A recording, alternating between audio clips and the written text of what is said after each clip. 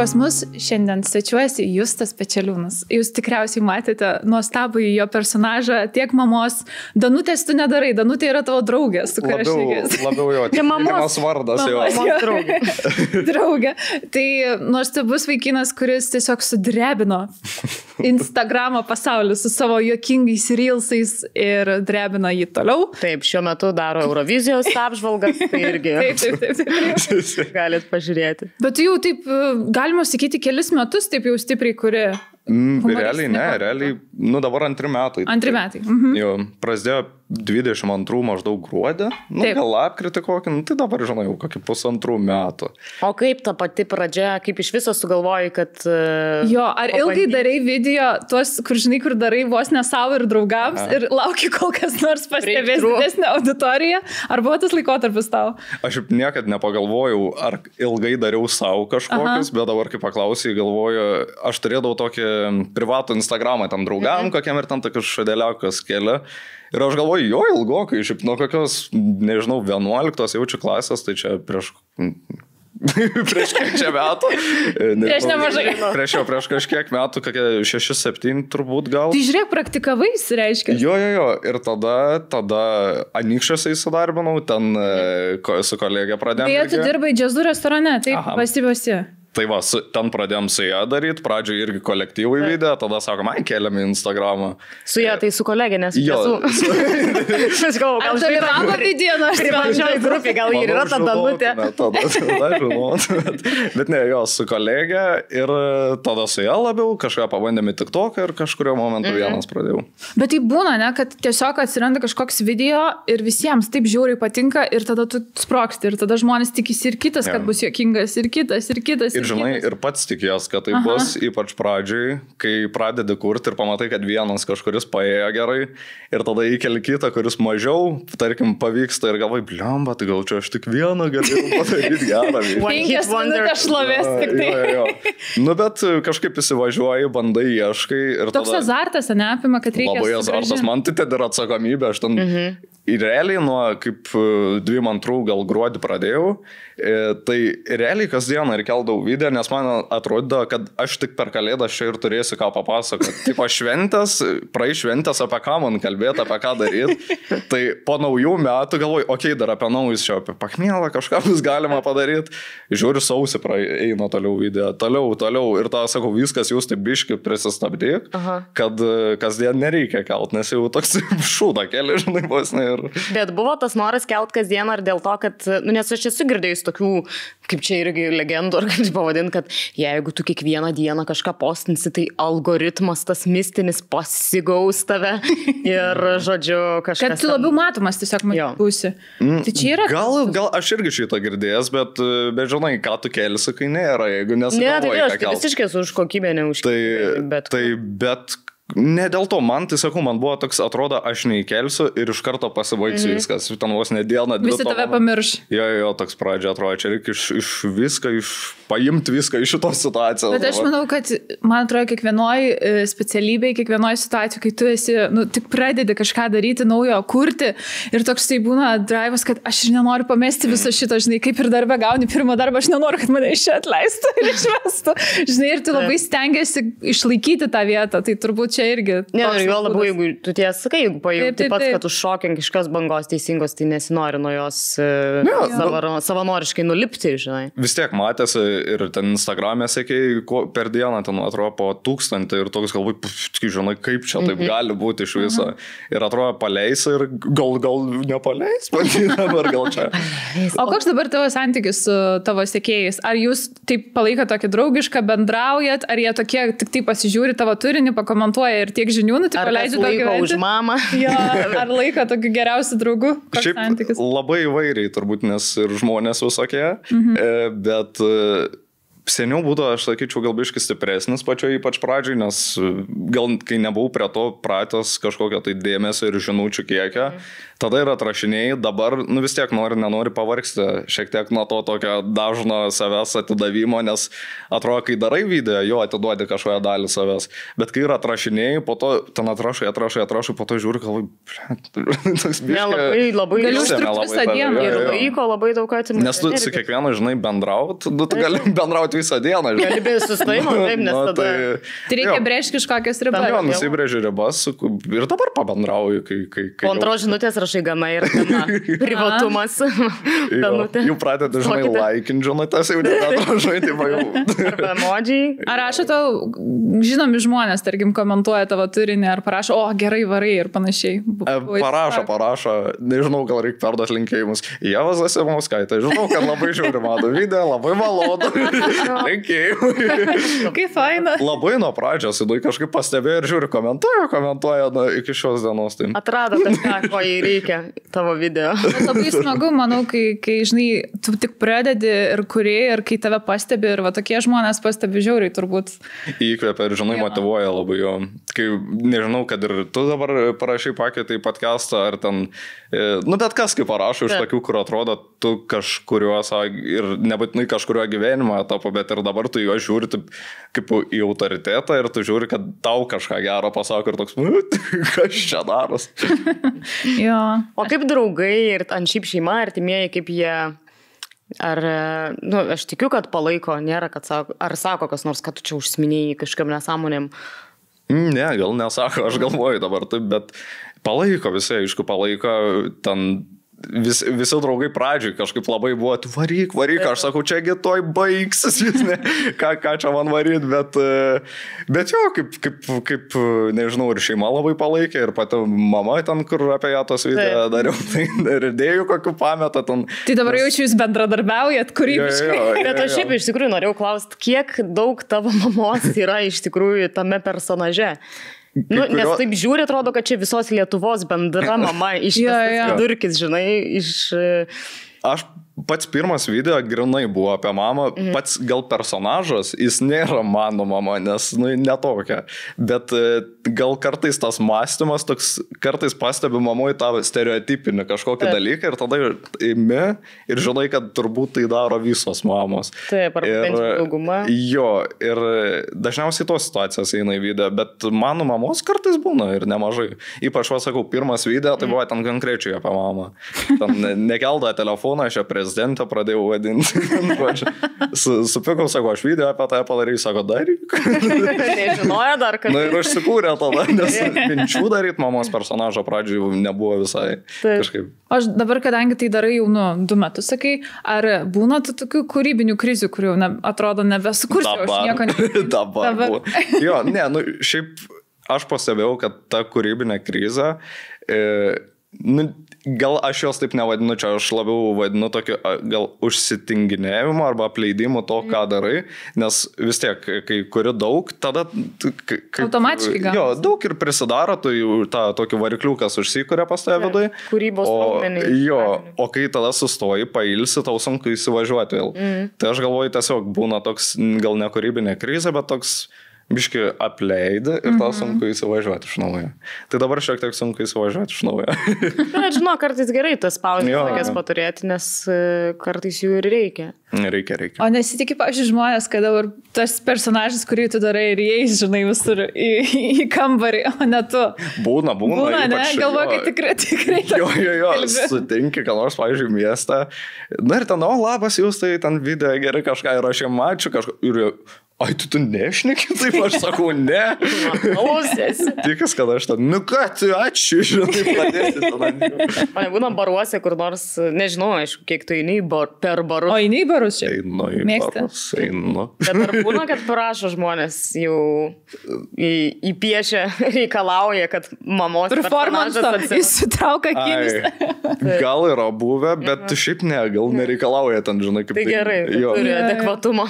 O, pavyzdžiui, nežinau, tu aktorė, tavęs pavaidink. Prašo. Prašo? Jo. Tai tada... Tau neprašau iš to, man atrodo, vienas tų žinomesnių, kur iš teliko, tarkim, kai tu vaidinai tam seriale. Rimti reikalai. Jo, nebūna taip, kad prašydavo, pavyzdžiui, anksčiau kažką pasakyti. Ne tai, kad prašydavo pasiaiškinti, taip elgdavus, bet čia, žinai, kitas dalykas, kai tapatina su personažu. Bet šiaip yra iki šiol, kai pasakai, kad, tipo, kas tu esi, ką tu dirbi. Ir, tai jau čia kažkokį tai parodė kažką. Kartais rimtai, kartais nerimtai, bet visada tai nepatinka man. Bet žinai. Toks pastatė labai nepatogią situaciją, nes... Taip, nes ką, arba, žinai, ten... Aš šiaip gyvenime, tai aš nesu performatyvus ten baisiai žmogus, bet jeigu ten kokie baliai, tai jau tai jau prašom, žinai, kokie nors... Per vidurį salės. Taip, aš niekada nebūdavau nei tas vaikas, kur ten, žinai, ant kėdės atsistoja ir viską deklamuoja, ten, žinai, dainuoja. O tu būdavai? Ne. Eilėraščius jo ten dainuot prie eglutės yra... Tai čia būtinybė, nes kitaip dovanų negausi. Šiaip augant, tai kaip tik, man atrodo, kažkoks vaikas tas mažėjo, tai kažkokia kūryba atrodo labai... Aš piešt pradėjau labiau. Aš mačiau, kad... Nes kažkoks buvo straipsnis apie tave išėjęs ir tam buvo... Vienas piešinys, man atrodo, močiutė buvo su vaiku. Ten mano draugės sūnus. Močiutė jo. Jo. Tai tu labai gražiai pieši. Aš dailės mokyklą baigiau, šiaip pas mane visa šeima tokia menininkų, sesė tapo, tėtė tapo, mama iš vis floristiką užsiema, aš irgi paišau. Bet man tas kažkaip nežinau, man labiau patinka gal... Ne tas saviraiškos būdas, kažkaip nežinau. Nes man šiaip piešti, jeigu tai man geriausiai portretai sekas. O per portretą tu savęs ten ką tu kitą gali, žinai, atvaizduoti, bet ne save. Bet jeigu ką, galėtum eiti į Basanavičiaus gatvę, portretus. Aš galėčiau. Man čia žiauriai krūtas sugebėjimas. Arba toks atrodo vakarėlio irgi triukas. Tiesiog mokėti kažkieno portretą, kad ir šaržą, žinai, greitai. Tai atrodo, aš būčiau vakarėlių centre visą laiką, visiems piešiu portretus, jeigu mokėčiau. Visada su pieštukais. Reikia portretą? A4 formatą. Man atrodo, tai atrodo kaip gera idėja galvoj, bet žinai, atsisėstų ir sėdėtum per vakarėlį ir aš... Nieko gero gal nebūtų. Aš manau, kokią paną nukabintai tikrai geras. Aš šiaip ten nuo vaikystės esu tiesiog nustebusi tie žmonės, kurie šaržus nupiešia. Ir ten atrodo per minutę jie sugeba viską padaryti, tai va čia man atrodo crazy. Ant greičio tokį padaryti. Ir dar kai panašius, ta prasme, aišku, ten, žinai, kažkokius ryškiausius bruožus ištraukia iš žmogaus ir juos sudeda.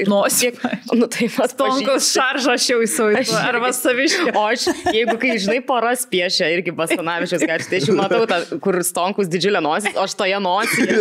Žinai, kažką. Prilaikai nosį kaip pisos bokštai. Prilaikau.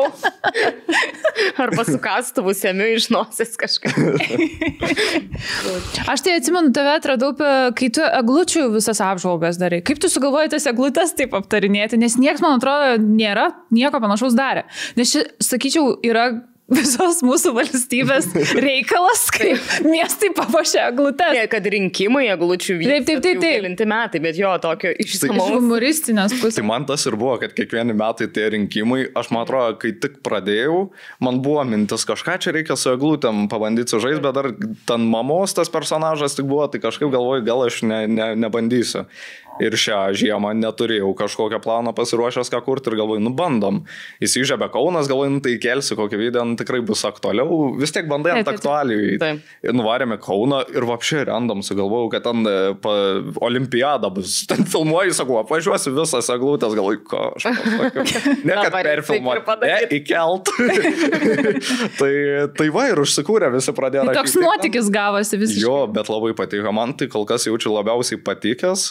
Kaip pavadinti, projektas. Projektas tikrai. Projektas. Ir manau, bus sugrįžimas tikrai ateinančiais metais. Nes aš kai pradėjau daryti, aš ir norėjau būti tuo tokiu ekspertu, kažkokiu kažką vertinti, kažką daryti. Ir ta mama kažkaip čia atsirado tada. Ir tada taip... Ir viskas susidėlioja. Susidėlioja į ką tu. Bet ir man labai patiko. Bet šiaip labai faina, nes galima, kai tu vertini kažką arba aptarinėji, labai gaunasi gera komedijos forma. Žinai, nes faina visada aptarti. Ir žmonėms visada įdomu, kaip tu aptarinėjai kažką. Tai dėl to mes ir podcastą turim, kad viską galėtume aptarinėti. Visada yra už ko užsikabinti. Nes kad ir darant mamos tą personažą, tu vis tiek išsisėmisi kažką, žinai, tam tų situacijų nebent naujos kažkokios atsiras mamų tendencijos, bet tos senos kažkada išblės. Tai va tie jo žaktaliai kabintis labai gerai. Bet šiaip labai faina, nes kiek žiūriu to video apie mamą, tai aš matau vis kiti daro visokias parodijas tų savo mamų arba ten, žinai, žmonų ir panašiai, bet dauguma gaunasi tokia kaip karikatūra, žinai, o pas tave labai subtiliai. Taip ir tiesiai į 10-uką, žinai. Taip mano mama ir pasakytų, žinai, labai gaunasi savę. Jo. Man visada atrodo, kad kas... Mano šiaip personažas šiek tiek gal perspaustas iš save, žinai, bet nereikia niekad perspaust. Ką turi menys tavo personažas? Tas tonas, žinai, jis toks labai... Mamos personažas. Ten ir ekspertas jau toks, žinai, ten viskas vienam. Jo, tas tonas, žinai. Jo, jis toks... Turi šiek tiek paryškinti. Jo, jis toks labai karikatūriškas. Bet čia komedijos vos nepagrindinis dalykas hiperbolizuoti. Kai imi situaciją, aš visą bandau kažkaip subtiliai, nes kiti labai ten, žinai, ferverkai šaudo, atrodo kaip... Kaip šitas iš Baby Reindeer, tas komikas, jisgi props komikas, propsis, tai va, tai ir... Tai jo. Tai padeda komedijai, tikrai iš tikrųjų tie propsai. Nors jam tam Dondonui, nelabai, Dondonui. Jam būti nuoširdžiu padėjo gyvenime turbūt. O šiaip niekad negalvojai sukurti vardą savo personažui, kad tai būtų personažas, kur galėtum jį visur pasimti. Ne, jaučiu, nepagalvoju. Bet tai yra vardas mama. Bet bet... Konkrečiai. Aš gal labiau, tiksliau ne aš, mano draugė vadina, kai aš tam personažė, jeigu ten, kad ir ekspertas kaip būn, tai ne Justas, o Justinas. Justinas. Ir ne tai, kad Justinas, bet Justins. Justins atvarė. Žiauri, cool. O kadangi čia užsimėjom apie Baby Reindeer, mes žiūrėjom visi. Aš paprašiau jūs tą žiūrėti. Bet patiko. Labai patiko, labai. Ir draugam rekomendavau. Jo, tai aš irgi bandau visiems rekomenduoti. Ir toks mes įsijungiam ir galvojam, kad čia iš vis bus komedija kažkokia. Ir toks, ten su stokinimo elementais. Ir iš tikrųjų tai buvo labai gilus, labai tamsus serialas. Ir mes jį ten sužiūrėjom per vieną vakarą. Aš irgi per vieną. Aš per vieną dieną važiavom su spektakliu į Šiaulius. Tai mes išvažiavom į Šiaulius pusę pažiau ir grįžtant jau po spektaklį į Šiaulių likusią pusę. Tai gerai, kad važiuojant į spektaklį tų blogiausių epizodų nevažiuoju. Taip, nes man, pavyzdžiui, 4, visi žino, kas nieko nespoilinu, bet tokia buvo, kur man jau reikėjo truputį pakvepuoti, ar nuo dabar čia taip visą laiką ir bus. Man klausimas, tada tu, pavyzdžiui, važiavai į spektaklį, žiūri tokį sunkų serialą, o, pavyzdžiui, personažas tavo, kurį tu vaidinturėjai, žinai, neišmuša kažkaip, kai toks tiek apmąstymų galvoje atsiranda kažkas. Ne, žinai, vis tiek tu atvažiuoji, turi dar ten kokį 1,5 valandos, kol grimuojasi, ruošiesi, ten, žinai, rekvizitus žiūri, tai, jau išmokęs esi persijungti, nes jeigu visą kelią galvotum apie tai, tai aš išprotėčiau, nes ir taip dabar tam autobusiuke realiai gyvenau kažkiek laiko, tai turi kažkaip atsijungti, kad greičiau tas kelias kaip tik praeit. Gerai. Nors, aišku, būna, jeigu pradedi ten verkti dėl ko nors, ne dėl ko nors, o dėl kažkokio serialo. Nors mes vakar važiavom į Kauną ten tokių kitų reikalų ir aš pradėjau skaityti. Jūs dizainerius vertinote, ne? Jo, mes buvom vieni iš toks liaudės balsas, tipo vieni iš komisijos narių. Čia beje, kalbant apie vertinimą, irgi buvo trumpai dar papildysi, kur man tas... Sakau, o Dieve, kaip man patiko vertinti. Sakau, mane visą laiką visi vertino, dabar aš galėjau kažką vertinti. Ir pasakyčiau taip, kad jis buvo ganėtinai griežtas. Aš kiek užmečiau akį, aš gal per dosniai vertinu. Žodžiu, bet buvo faina pasitikrinti, nes mūsų nuomonė sutapo su profesionalios. Mes darėm kažkokius asmenybės testus, kad gavosi taip, kad Stonkus yra mokytojas. Jam vertint.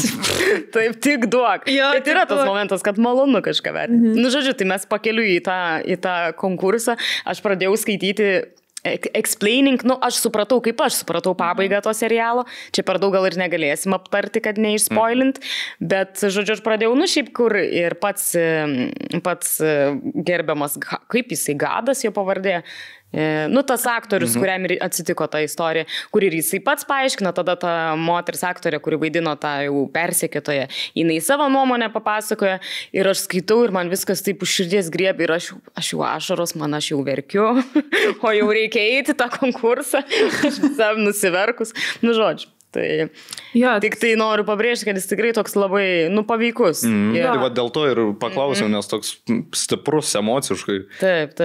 Ir ne tik apie tą persekiojimą, tą tokį stokinimą šitas serialas, man jis gal net labiau buvo apie tai, kaip svarbu būti savo nuoširdžiam ir kaip viską įspręsti savo viduje, žinai, nes jis man vienu momentu buvo toks pasidaręs kaip ir ta moteris, kuri jį persekiojo. Nu, ta prasme, to net nenorėdama, žinai, jis man iki tos ketvirtos serijos, pavyzdžiui, jisai buvo, aš kažkiek galiu. Jis nėra labai likable personažas. Absoliučiai, jisai atrodo, jisai net erzina, mes su Milda, su kolegė žiūrėjom, kur atrodo mes, eik tu šik, kaip jis mane nervina.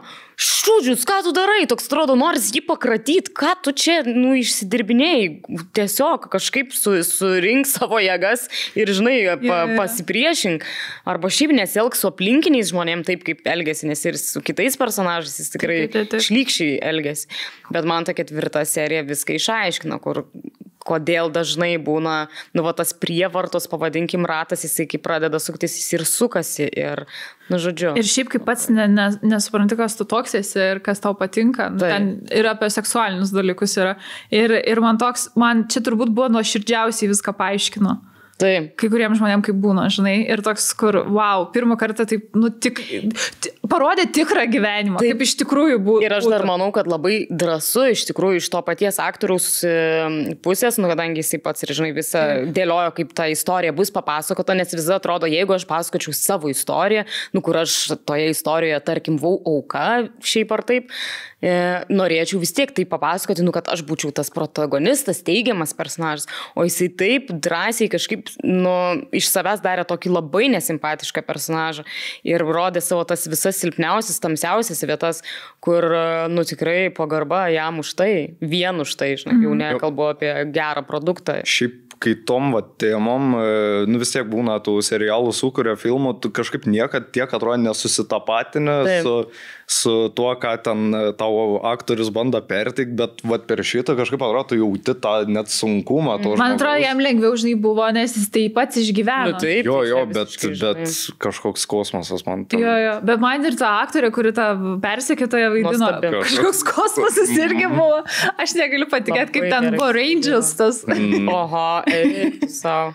Bet aš įsivaizduoju, kad dauguma persekiotojų tokie žmonės ir yra tokie neprognozuojami ir jų emocijos ten šokinėja nuo didžiausio pykčio ir ten, žinai, visokių isterijų iki ten, žinai, meilės akise ir panašiai.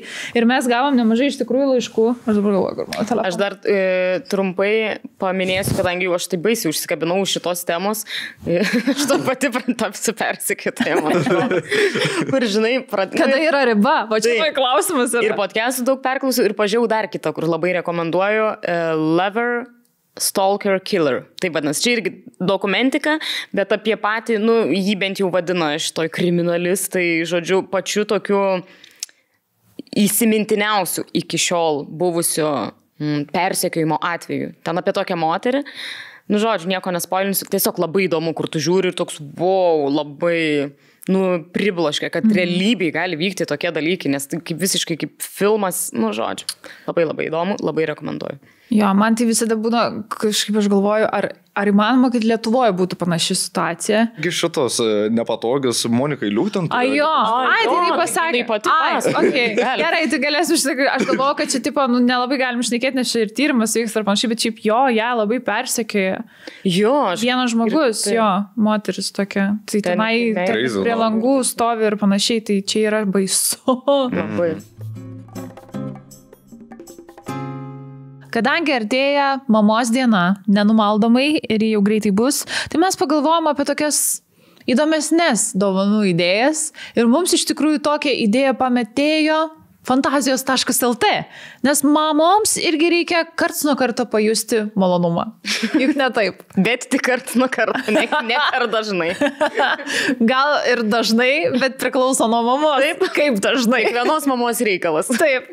Tai fantazijos.lt, kas yra labai nuostabu, parinko 8 skirtingas prekes mamos dienos proga. Ir jums gal pametėsime irgi dovanų idėjų. O gal ir mamos žiūrite, tai pačios galite įsigyti. Taip. Tai pavyzdžiui, vienas iš variantų, kam dovanoti rožę, jeigu gali padovanoti rožę. Su funkcijom tam tikrom. Pulsuojančią rožę.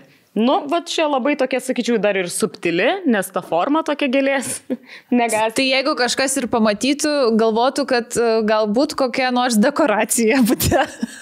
Ir toks ateini pas mamą į svečius ir prispausta knygų puslapį, kur net nesupranta. Kam naudo? Jie akvariumą žuvytėmi metų. Ja. Jis man čia karts nuo karto pavibruoja. Bet... Oi, galvau, čia kiaušinių šitas chronometras, kur kada išvirs kiaušai. Bet manau, kad mamos suprastų, kas čia per įrenginys. O mano rankose yra labai faini vibratoriai. Tai vienas yra mūsų mėgstamas pingviniukas, kas, manau, mama nusišypsotų. Taip. Tikrai, bent jau, arba net nusižvengtų. Nes čia kartu ir gyvūnėlį kaip ir auginti reikėtų. Arba pingviniuką, arba čia yra vibratorius triušiukas. Sakyčiau, triušiukas yra labai puikia dovana, jeigu jūsų mama yra pradedančioji šioje srityje, tai juo itin lengva naudotis, yra tik 2 mygtukai. Ir forma yra irgi tradicinė, galima sakyti. Tai va, jeigu ką, vibratorius triušiukas.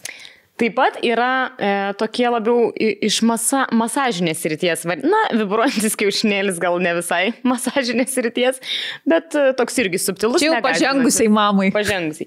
O, pavyzdžiui, masažuoklis, šiaip tikrai žinau, kad žmonės naudoja ir, pavyzdžiui, sprando kažkokiems skausmam, ar ten raumenim po treniruotės vieniem ar kitiem. Kai mama pilates daro. Taip, tai šiaip tai fainas dalykas, nes tikrai galima, žinai, dovanoti ir... Universali dovana.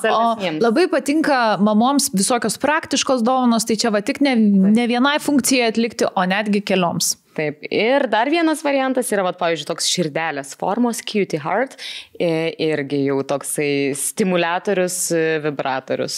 Mano rankose paskutinė dovanų idėja mamai, tai yra vibruojantis vaginaliniai kamuoliukai. Tai čia Kegelio pratimam yra labai gerai. Ir manau, puikiai dovana, mamos dienos proga. Ir tai dar ne pabaiga.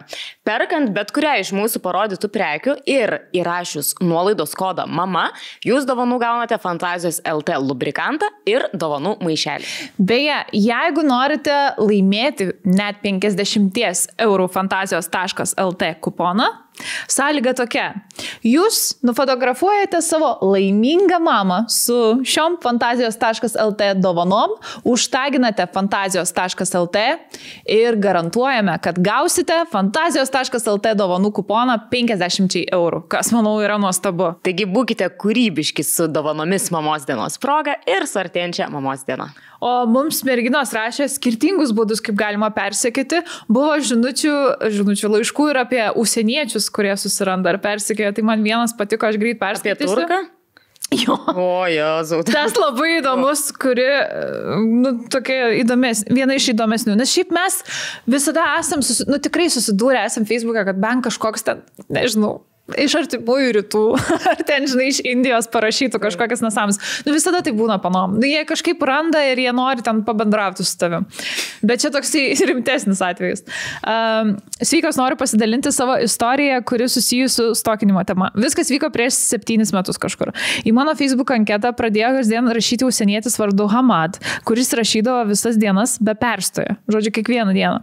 Rašydavo, kaip mane myli, kokia aš jam graži. Siųsdavo voice messages, kviesdamas mane atvykti į jo šalį. Siuntė fotkės, kurį susidėjęs mano fotkės ant kompo desktopo, iš kuris mane susirado, aš net nenutokiu. Kadangi užknisdavo jos spamai, aš jį blokuodavau. Tačiau netrukus jis susikurdavo naują anketą ir toliau man rašydavo bei skambinėdavo. Po kiek laiko jis man pradėjo siųsti mano nuotraukas su mano buvusiais. Tų nuotraukų seniai jau nebuvo Facebook'e, bet supratau, kad esu nuo seno jo stebima. Tuo metu turėjau draugą, tad tas fotkės su buvusiais jis siųsdavo ir jam. Buvo susikūręs ir kitas Facebook'o anketas mano ir mano buvusių bernų vardu. Net ten buvo padaręs, kad tos fake anketos in relationship. Kviesdavo mano draugus iš fake anketų, o jie galvodavo, kad susitaikiau su savo buvusiu. Net į mano miesto puslapį buvo prirašęs tokių dalykų. Čiulpkit bibi, mano bernas yra šikna. Siuntė kažkada man kažkokį puslapį lietuviški keiksmažodžiai ir grasino, jei neatrašysiu, jis išsiųs iš mano fake anketos visokius keiksmažodžius mano draugam bei giminėm. Siuntė net mano mažų sesių nuotraukas, sakydamas, kokios gražios tavo sesės. Tas fotkės buvo radęs mano mamos Facebook'e. Aš iš tos nevilties net Markui Zuckerbergui parašiau. Bet tada nežinau, ką daryti. Nežinau, ką griebtis, kai vis buvau atakuojama iš skirtingų anketų. Tada dar buvo negalima užblokuoti anketą ir visas kitas turimas kartu, kad tipo, dabar yra ta galimybė, kad dabar jau nebegali iš kitos parašyti.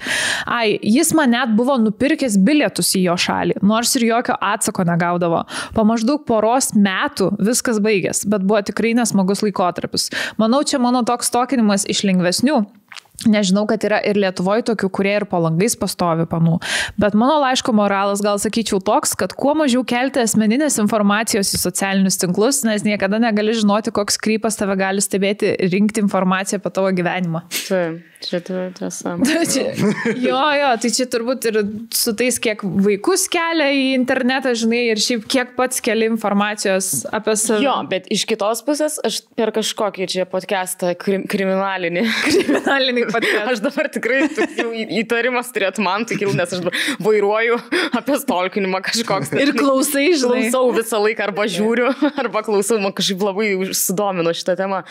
Kad dažnai aukos, pavadinkim, yra kaltinamos, kad per daug dalinasi ir jom pirminis, aišku, pasiūlymas yra ten, žinai, nieko nebekelti, pakeisti savo gyvenamą vietą, pakeisti darbą, pakeisti telefonus ir,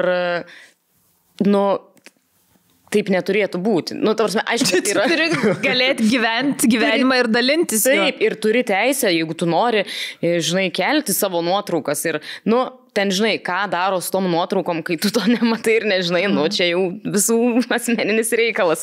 Bet, žinai, tu turi teisę nežinoti, ką jie daro su tom nuotraukom ir net nenumanyti.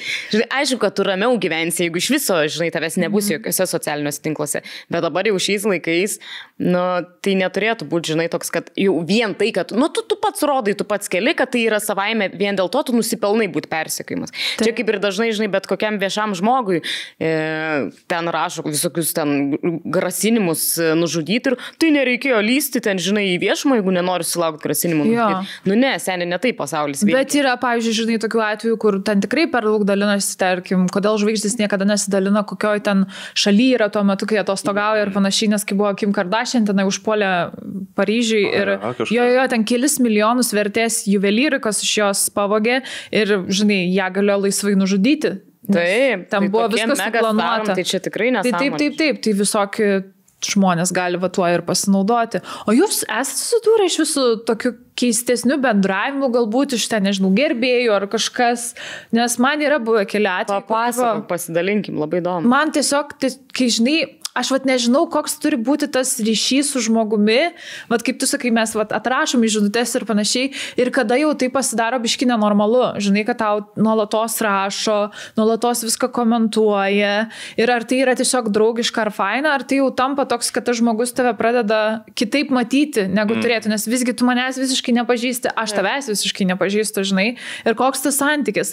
Tai man kartais būna biški baisu su tokiais žmonėm, nes kartais, kai tu atrašai kažkam, jie tada ir užsikūrė ir įsivažiuoja ir gal nebejaučia ribų jokių, žinai. Tai yra man tekę ir užblokuoti tokių žmonių.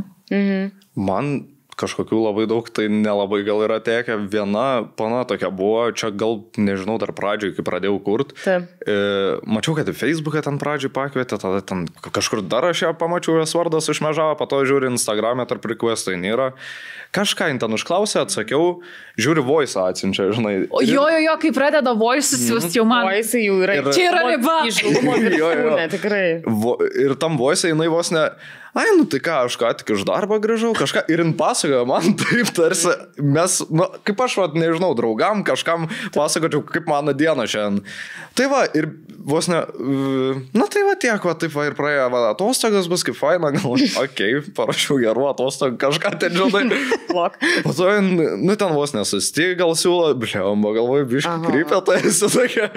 Ir vis rašo. Tai, gal norėjo pasimatymą pakviesti, nežinojau. Bliamba, bet žinok, kitoje, labai gerais būdais. Jo, manau, kad voice siuntimas pradžiai. Ten gal nekokia pradžia. Voice'as jau.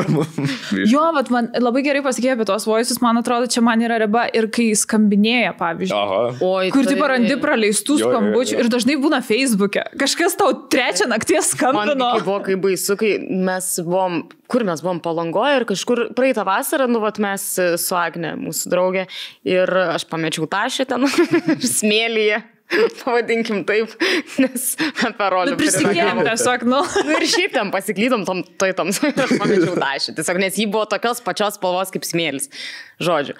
Ir ten buvo pakrovėjai, kažkokie tokie visai reikalingi gal daiktai. Ir ryte atsikeliu ir randu, galvoju, gal bus kažkas parašęs, nes ten buvo gal ir mano koks dokumentas, žodžiu, nebeatsimenu, dėl ko galvau, kad bus parašę, bet žodžiu. Ir randu, daug praleistų skambučių rekvestuose Facebook'e iš kažkokio vyro. Ir aš sakai, atvarau, mergos man skambino, viskas gerai, Ir skambinu, bet ačiū Dievui nekėlė tą sekundę. Agnį, man atrodo, parodžiu, žinau šitą krypą, jisai nuolatos rašinėja, skambinėja ir jau pareina iš jo žinutės, nespėjau ten ar kažką ir jisai, žinau, kad esate 3, gal norite ten sekso. Kažkoks Gelminas. Ir aš pati skambinu, žinai. Aš pati raunose, triso. Tai, kad ne per FaceTime, ir žinai, vietoj alio, bybis atsiliepia.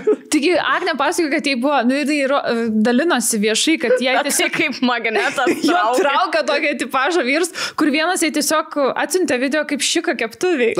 Ir aišku, jinai ir mum tą video turėjo persit. Ir man iki šiol tas garsas, košmarai, kaip krenta kakalas, tas kardinė keptuvė. Va čia tai gongų terapija. Gal čia naujas koks populiarus dalykas, naujas.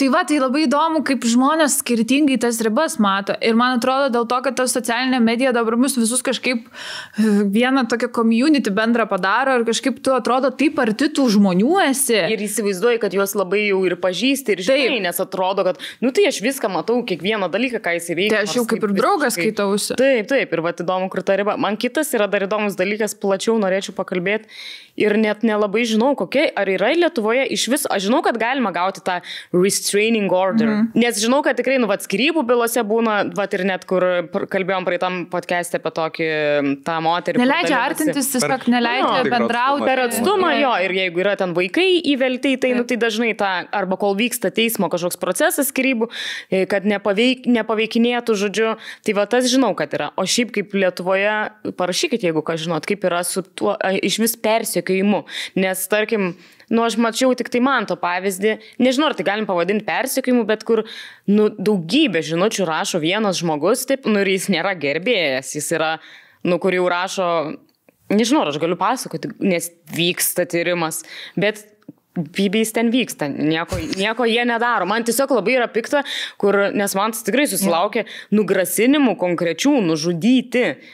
Ir ne vieno, ir ne 2. O policija... Aš tiesiog turiu klausimą. O jis įgauna kur tas žinutės? Ar kažkokioj socialiniai medijoje? Ar socialiniai medijai? Socialiniai medijai. Jo, tai gal tai man tai rašinėja su numeriais į telefoną. Kažkas radęs jo numerį. Tai man tas užblogavo jau 2 numerius. Ok, o ką rašinėja?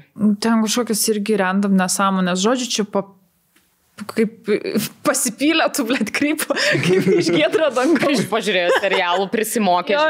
Nes ten man, kai rodė tas žinutės, tai net netrodo, kad žmogus, pilnam protė? Jo. Net, aš tikiu, šiaip, kaip tu pilnam protė būdamas kažkam, žinai, gražinančią žinutės rašys. Bet ten socialiniai medijoje, ne, iš kažkokių fake profilių? Iš tikro profilio. Ir bet ten, tokius, ir sąmonės rautai, bet ir ten, grasinimai nužudyti, kad tipo ten herpijus. Tai čia turi. Bet policija taip sako, kol nieko neįvyko, mes nieko negalime padaryti. Man tai čia yra įstatymiškai, aš nesuprantu, tai kada, kai jau bus nužudyti? Kai yra reali grėsmė. Tai, bet tai vadinasi, grasinimas nėra traktuojamas. Toksai žinutė, matyt, jeigu privažiuotų prie tavo namų, jau, nežinau, turbūt. Filmuot turėtum. Ir tai, žinai, privažiuotų prie namų, sakytų, jis nelipo iš mašinos, taip čia irgi nereali grėsmė. Čia yra labai tų, kad užsienį tikrai kažkaip yra jau bet matai, daugiau tų dalykų, kas traktuojama. Kai žiūrėjot šitą serialą, irgi, ta prasme, policija nesima kiekvieno keiso, žinai, nes tu gali skirtingai suprasti, žinai, kažką, arba ten jeigu tik rašo, tai jiems ten vienodai šviečia. Čia netgi va tokį stokinimą tu gali, priimti, ir iš vis, kol žmogus nieko nepadarė, kas yra neleistina, tai tu kaip ir neturi už ką jos suimti. Taip, bet žinai, jeigu į serialą žiūrim, tai ten ne visai tai buvo, jis daug ko ir nepasakė, kas buvo padaryta, tai gal ir kitaip reaguotų, nes... Jo, bet šiaip normalus teisinis pagrindas, žinai. Tai šiaip, kiek girdėjau, daug yra tų, žinai, istorijų, kur net patarė kartais paprovokuoti, kad tu susilauktum kažkokio, žinai, ar žodinio, kurį gali įrašyti, arba raštu kažkokio grasinimo jau, kad tada būtų daugiau įrodymų. Tai aišku, suprantama, kad, šiaip taip, taigi, eiti pro žmogaus namus nėra nusikaltimas, rašyti žmogui žinutę, ar ten kelias nėra nusikaltimas. Ar galų gale, jeigu jis yra viešoje vietoje, nėra nusikaltimas vaikščioti iš paskos. Bet kai tai peržengia tam tikras ribas, kur... Tai yra labai toks delikatnas reikalas, žinai, kada tai yra, kada jau pažeidžia, žinai, tavo... Bet tai ką žmogaus galvoj turi dėtis, kad... Ta prasme, kaip man įdomiausia, kaip jie mato tą žmogų, kurį persekioja, kas jiems susišviečia, kad kas turi dėti žmogaus galvoje apskritai ne. Skirstos į skirtingus tipus, tie persekiotojai yra. Jau dokumentinį pažiūrėjus, papasakok labai įdomu. Yra vienas tipas, dažniausias tipas, tie vadinamieji buvę, kas buvo santykyje tikrame. Taigi buvo, pavyzdžiui, net irgi tokia garsi ta istorija, kad viena iš narių, jinai turėjo kažkokį crazy gerbėją, kuris ten specialiai arčiau jos kažkaip persikraustė, ir galiausiai jie ten kažkaip susitiko ir jinai net kurį laiką draugavo su juo, tarsi buvo pora. Ir paskui, aišku, išsiskyrė ir prasideda tas keršto persekiojimas. Tai čia yra tas vienas tipas dažniausias. Taip. Ir šiaip tada kitas tipas yra, kur visiškai nepažįstami, ir dažnai, kur su žvaigždėm būna, kur jau su kažkokiom iliuzijom. Psichologinė, žodžiu, problema. Jau tokiam rimtesnėm, su psichozės kažkokiais elementais, kur įsivaizduoja ir tiki pats žmogus pilnai. Delulu. Taip. Full on delulu. Kur tiki pilnai, kad arba buvo kažkoks santykis, arba yra, arba tiki, kad jisai tas superstaras kažkoks bendrauja su juo kažkokiom, žinai, slaptom žinutėm, ten nežinau. Ženklus kažkoks. Ženklus jo, kad televizija per teliką kažką rodo ir jis traktuoja. Su Britne, kur tenai, jinai šokdavo ir ten jai rašydavo, užsidėk ten geltoną suknelę, kaip tam blogai, žinai. Tai man atrodo, va irgi prisigalvoja tokių visokių konspiracinių ženklų ir mato, ką jisai nori matyti tas žmogus, žinai. Taip. Ir kitas dar yra tipas, kur tiesiog jau žmogus, ar dėl kažkokių irgi asmeninių nuoskaudų, skriaudų patirtų iš tikrųjų, arba irgi delulu susigalvotų, jo fantazijoje, bet jau jis nori atkeršyti už kažką. Tai, pykdė tas žmogus. Taip, bet sakau, tai gali būti, kad iš tikrųjų kažką padarė, nuskriaudė. Arba šiaip nepatinka. Arba jo, žinai, sąmonė jau yra, tiesiog kažkokios irgi psichozės dalykai, kur, žinai, gal ir su šizofrenija gali būti susiję. Kur tu įsivaizduoji, kad tas žmogus kažką tau pakenkė, nors jis, pavyzdžiui, net nepažįsta tavęs. Wow. Tai yra įdomiai veikia mūsų psichologiją, klausykit, blamba. Taip. Dabar kažką pasakėm, gal išeisim, pradės persekiot. Aš galvojau. Davėm žalę šviesą. Supeks dabar ir pysė bus man. Grįžtam prie persekiojimo, tai čia dar viena istorija, bet šita jau reali, kur pas mus Lietuvoje vyko, realiai persekiojo ne tik žinutėmis ir panašiai. Apie senį? Aš čia, perskaitysiu, čia irgi nėra ilgas laiškas. Aš norėsiu ir apie senį. Ir apie senį paskaitysim, žinau tą. Žodžiu, labas merginos ir jūs tai, tau irgi pridau. Pirmiausiai, ačiū visatai už tai, kad yra žmonės, kurie nėra patyrę tokio siaubo. Antra, ačiū visatai, kad žmonės, kurie tai patiria, kažkaip randa būdus apsiginti. Trečia, ačiū visatai, kad man tokią pamoką davė ir davė be galo daug stiprybės tai įveikti. Tiksliau, kas kart su tuo susidūrus kovoti. Istorijai papasakoti reiktų labai daug laiko. Aš manau, kad dabar apie esminį reikalą tiesiog parašysiu. Nusprendus ir informavus kitą pusę, kad jis mano gyvenime daugiau nebedalyvaus, prasidėjo filmo vertas scenarijus. Patikėkit, kol visas detalės surinkau, užtrukau. Sveikas protas sunkiai suvokia psichopatų veiksmus. Mano visi pokalbiai, visi emailai, visi išėjimai iš namų buvo pasiklausomi, skaitomi, sekami. Parduotuvė, namų kiemas, vaikų darželis, artimųjų namai. Aš visur jį sutikdavau su noru bendrauti, o gal ir ne, nes visada visur sekė. Patikėkit, kažkaip dar kokius metus nesuvokiau, kaip viskas vyksta, tik maniau, kad man su galva negerai. Žodžiu, tai kaip suprantu, jis visur atsidurdavo, kur jinai yra. Kai naktį atsibudusi pamačiau sėdint prie manęs, buvo taškas. Viskas buvo pakeista. Mašina, telefonas, spynos ir visi informuoti. Kai pasakiau aplinkai, jie manė, kad aš esu durna. Vieni negalėjo patikėti, kas vyksta, kiti sakė, kad seniai žino, net žino tuos jaunuolius, kurie manęs laukdavo prie namų. Čia labai labai trumpai. Kaip būna. Tai nesibaigia niekada. Jie niekada nepalieka ramybėje.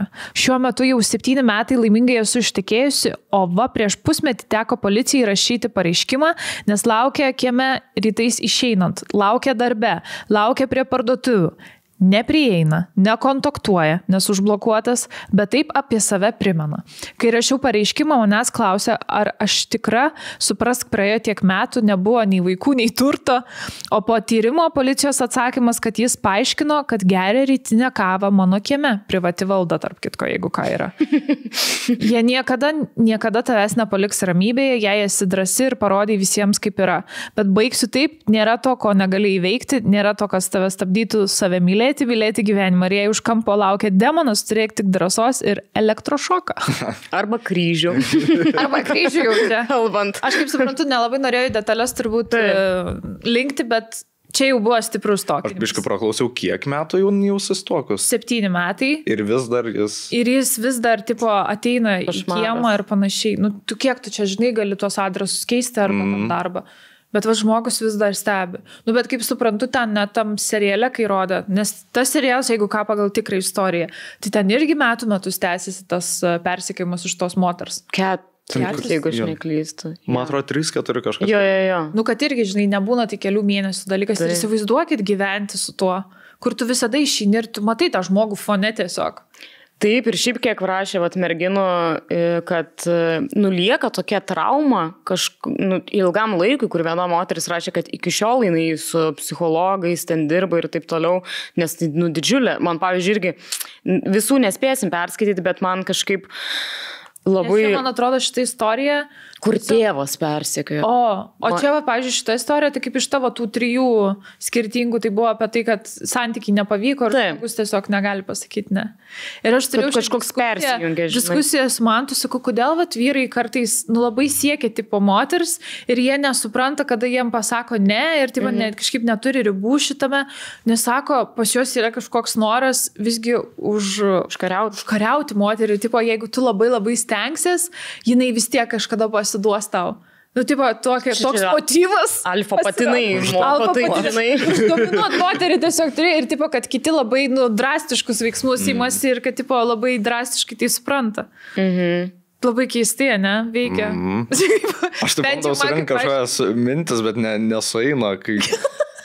Aš neturiu paaiškinti. Aš galvoju, ar prie to įmanoma priprast. Kaip, pavyzdžiui, čia vyksta 7 metus, turbūt daugiau, nes jau prieš santuoką, ne? Tai kai tau kasdieną tai vyksta, aš galvoju, gal tu pripranti. Gal įmanoma kažkaip pakreipti, kad tai ir tau naudos. Kad, tikrai, seniai, jeigu tu jau stalkini mane, atnešk bent jau kavos. Rytinės kavos. Arba, žinai, aš tiesiog paprašyčiau, jeigu tu filmuoji mane ten slapta, tai tiesiog, žinai, gal ir storius man gražių pafilmuok, žinai, gražiai. Gal gali man Reelsą nufilmuoti, kad nereikėtų videografą prašyti. Va, kažkokį privalumą. Kad aš galėčiau dar užsidirbti iš tavęs. Taip, arba, žinai, palieki vaiką namie, pažiūrėtų stalkerį. Vis tiek sykis jau čia sėdi krūme, tai pažiūrėk tą vaiką. Šunį išvesk. Man galėtų koko vedžiot. Jien kur rašo dabar užsirašinė ir galvoja, gerai, tą darysiu. Bet žodžiu, čia jautri tema, jeigu kažką įžeidė mūsų juokai, tai supraskite, tai tik juokai, žinai. Ir nepradėkit mūsų. Mes bandom tiesiog kažką pozityvų išverti. Aš labai noriu dar apie tą senį pasakyti ir trumpai tik aptarti tą atvejį, nes ten labai ilgas laiškas, jau gal ir nebespėsim jo perskaityti, bet mane tikrai pribloškė, kur buvo, kad tėvas merginos, kur jie niekada neturėjo artimo santykių ir ten labai anksti išsiskyrė tėvai ir šiaip, sakys, toks labai keistas visą gyvenimą buvo žmogus ir pats jis nenorėjo bendrauti, nu visiškai nedalyvavo dukros gyvenime ir kažkurio momentu, tipo, užsimanydavo ir kažkiek pabandydavo, bet suprasdavo, kad, nu ne, nieko gero, tipo, nes arba pasirodydavo, kai reikia pinigų, nu žodžiu, toks labai neigiamas herojus jos gyvenime buvo. Ir kažkurio metu jinai jau vyresnė būdama nusprendė duoti šansą, nu nes, tipo, vis tiek čia tėvas ir kad užteko ten kelių ar susitikimų ar skambučių, kad jisai tapo tokiu labai kontroliuojančiu, pradėjo ten visą laiką reikalauti, kad jisai turi žinoti viską, kur jinai yra, kada grįžta, iš kur, žinai, kur važiuoja, su kuo laiką leidžia ir ten atsigrūsdavo pas ją į darbą. Nu, žodžiu, toks jau labai nemalonus tas elgesys ir viskas sunkėjo, kur jinai galiausiai išvažiavo į užsienį ir jisai ją susirado, nors jinai ten slėpė savo tą buvimo vietą. Nu, ir žodžiu, tai tapo jau toks labai stiprus persekiojimas. Stiprus, tipo, bet tai yra taip, nu, žinai, crazy, kai tavo tėvas tai daro, žinai. Būtent, nes paskui ir grįžo į Lietuvą ir ją vis susirasdavo, nes tą kortą ir žaisdavo, jis yra jos tėvas, kad taip jis ir klausdavo, ir jos ten kažkokių nežinančių situacijos, ten draugų, ar ten bendradarbių, kur jinai yra, nes čia tėvas, ir visi pasakydavo. Ir galiausiai ten daugybę metų, daug kartų kreipėsi į policiją. Nes ir policijai, žinai, kaip mes... Jo, ir policijai, nu, niekaip neįtikino, niekaip nesugebėjo, nes tėvas nori bendrauti su dukra, nors jinai absoliučiai to nenorėjo. Tai žodžiu, kad yra ir tokių variantų. O dabar senė. O kaip baigėsi, jinai parašė? Baigėsi taip, kad iki šiol, kad nu, to aš pariskrolinusiu kitos pabaigos, kad man jau biškai nesusimaišytų. Nu, kad jinai yra tas žmogus, kur jai trauma visam gyvenimui, sapnuoja košmarus, tipo, pasikartojančius, irgi, kad jisai bando nužudyti, išprievartauti, nes iki tokių minčių, tipo, kad nesvarbu, kad tėvas, jis sako, jis yra tiesiog kažkoks creepy senis, tipo, kuris nuolatos sekioja ir, žodžiu, keičia, nuolatos iki šiol keičia gyvenamosius miestus, šalis, numerius telefono, elektroninio pašto, nebepalaiko kontakto su giminaičiais, nebenaudoja socialinių tinklų apart darbo. Ir ne visiems draugam atskleidžia vietą, kur gyvena ir vis tiek vis dar tai vyksta. Ir kaip matau, jinai labai nusivylus policijos darbu. Taip. Nes būtent dėl to, kad nesugebėjo sulaukti jokios, buvo etapas, kur jau kažkas lyg ir pradėjo judėti kažkaip, bet jinai buvo ten labai neščia, tuo metu turėjo gimdyti ir jie netikėjo, reikalavo ten vis, jai pasiūlė išprovokuoti, kad jis ten kažkokį grasinimą parašytų, kad labiau užfiksuotų kažkokį. Ir jinai jau nebenorėjo to daryti, nes buvo to įgimdyti jai. Nu, žodžiu, tai liūdėsiukas. Bet yra baisu, ne, kaip psichologiškai tave gali paveikti ir dar stipriau užvarėti. Man tai iš vis baisu, kai dar pasiūlo, žinai, tas išprovokuok, o ką tu žinai, kaip tai gali baigtis. Baigsis tas išprovokavimas. Jeigu jis jau taip daro ir tiek laiko, tai tu ateini kaip ant auksinės lėkštutės pasiva ir dabar... Jo, ir nepateisinu. Jo, ir šiaip gali manipuliuoti taip žmogumis, jį pamatys, kad, galbūt jis jau bendraus su manimi ir tada dar labiau prasidės kažkas. Nekalbu, kad ten kažkokie grasinimai, kad realiai kažką padaryti, bet jis tiesiog dar labiau prilips ir neatstos nuo tavęs. Tai tos provokacijos labai blogai gali šiaip baigtis, kur ten jokia policija nepadės, žinai. Nu, žodžiu. Eina sau. Va čia tai tema. Skaitau dar senio istoriją, kad darbą jis jums pasidarytų. Taip. Žodžiu, buvau neseniai, čia dėkoju, kad iš vis judinam šitą temą, nes daugam norisi ir išsipasakoti iš tikrųjų. Žodžiu, buvau neseniai baigusi universitetą ir persikrauščiau atgal į savo gimtąjį miestą, nes gavau labai gerą darbo pasiūlymą pagal specialybę. Tai labai to džiaugiausi, buvo vasara, atsikrauščiau į butą viename miegamųjų rajonų. Gyvenau vieno kambarėlio bute, buvau labai laiminga. Į darbą kas rytą, kaip ir daugelis kitų žmonių, važiuodavau autobusu. Kartą grįžtant iš darbo išlipau toje pat stotelėje kaip visada ir pajaučiau, kad už manęs kažkas jau kurį laiką eina. Man reikėjo iki parduotuvės, todėl užsukau ten, bet grįžtant vėl buvo tas pats jausmas. Kitą dieną vėl tas pats. Pradėjau atsisukinėti ir ten buvo vyriškis, kokių 60 metų, toks tėvuko vibe. Pamatęs, kad jį pastebėjau, priėjo prie manęs paklausti kažko apie namo pirmininką. Aišku, jam tuo metu atsakiau, kad su pirmininku neteko bendrauti ir nuėjau, nepasirodė jis man pavojingas. Tuo metu buvau netoli savo įėjimo ir jis matė, kur nuėjau. Tada ir prasidėjo. Jis laukdavo kieme, kol eisiu į darbą. Gyvenau netoli stotelės, prieš 8 ryto daug žmonių irgi ten eidavo. Aš sparčiu žingsniu prisvydavau juos, bet jaučiausi labai nejaukiai. Tada tas senis pradėjo manęs laukti stotelį ir bandydavo visaip kalbinti iki pat namų. Man tikrai buvo nejauku, todėl paprašiau vieną dieną po darbo kolego ir kolegės mane palydėti iki namų. Senis laukė stotelėje, bet nelindo. Jei būdavau viena, vėl tas pats. Aš jį ir pasiuntusi buvau ir grasinau policiją, jam vienodai visiškai. Viskas šitaip tęsėsi iki gruodžio mėnesio. Tada vieną penktadienio vakarą grįžau vėliau iš darbo, nuėjau iki parduotuvės, galvojau, va, su vineliu prie serialo atsipalaiduosiu. Jau buvau įėjusi į butą ir norėjau duris pritraukti atgal, kad užrakinčiau ir pyst jaučiu, kad jas kažkas laiko. Tai buvo tas senis. Man iš vis yra didžiausias košmaras. Aš iš vaikystės nežinau, ar žinau tą jausmą, kai grįžti namo, ten žiema ir tu lipi iki buto, ten žinai laiptais ir ten užgesinėja šviesa ir aš vis atrodo, kad tave kažkoks monstras. Ir žinai, tik jo, taip įsigazdini, užrakini tas duris ir tik tai, kai užsuki, tada, viskas gerai, galiu į kotletukų pasišildyti mikrobangiai. Nu, žodžiu, ir čia vat tas... Tiesiog laiko duris, bičias. Tas senis. Eiktų šikti. Nu, žodžiu. Aš pradėjau klykti. Iš to šoko spyriau jam ir privėriau ranką su durim. Tada jis pabėgo, aš iškviečiau policiją. Atvažiavo policija, aš visą drebantį pasakoju jiem, kas įvyko. Na ir pasirodo, jie nieko negali padaryti, kol senis man nieko nepadarė. Nes nėra... nėra už ką įbausti, o persekiojimas Lietuvoje kaip ir nėra nusikaltimas. Dėl šito nežinau, galbūt yra pasikeitę įstatymai. Čia, kaip suprantu, seniau vyko ta istorija, tai gal tada nebuvo, gal dabar yra kitaip. Žodžiu. Aš jų klausiu, ką man daryti? Tai tęsiasi jau 1,5 metų. Jie man pasiūlė kraustytis kitur arba tiesiog laukti, kol jam praeis, nes dabar jie nieko padaryti negali.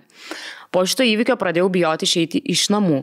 Į stotelę bėgdavau, iš jos taip pat. Į parduotuvę bijodavau išeiti, visada atrodė, kad tas senis yra prie mano durų. Vieną žiemos dieną ruošiausi važiuoti iki draugės, tas senis manęs laukė laiptinėje ir pasigavęs už parankės bandė temptis pas save į butą, kaip aš suprantu.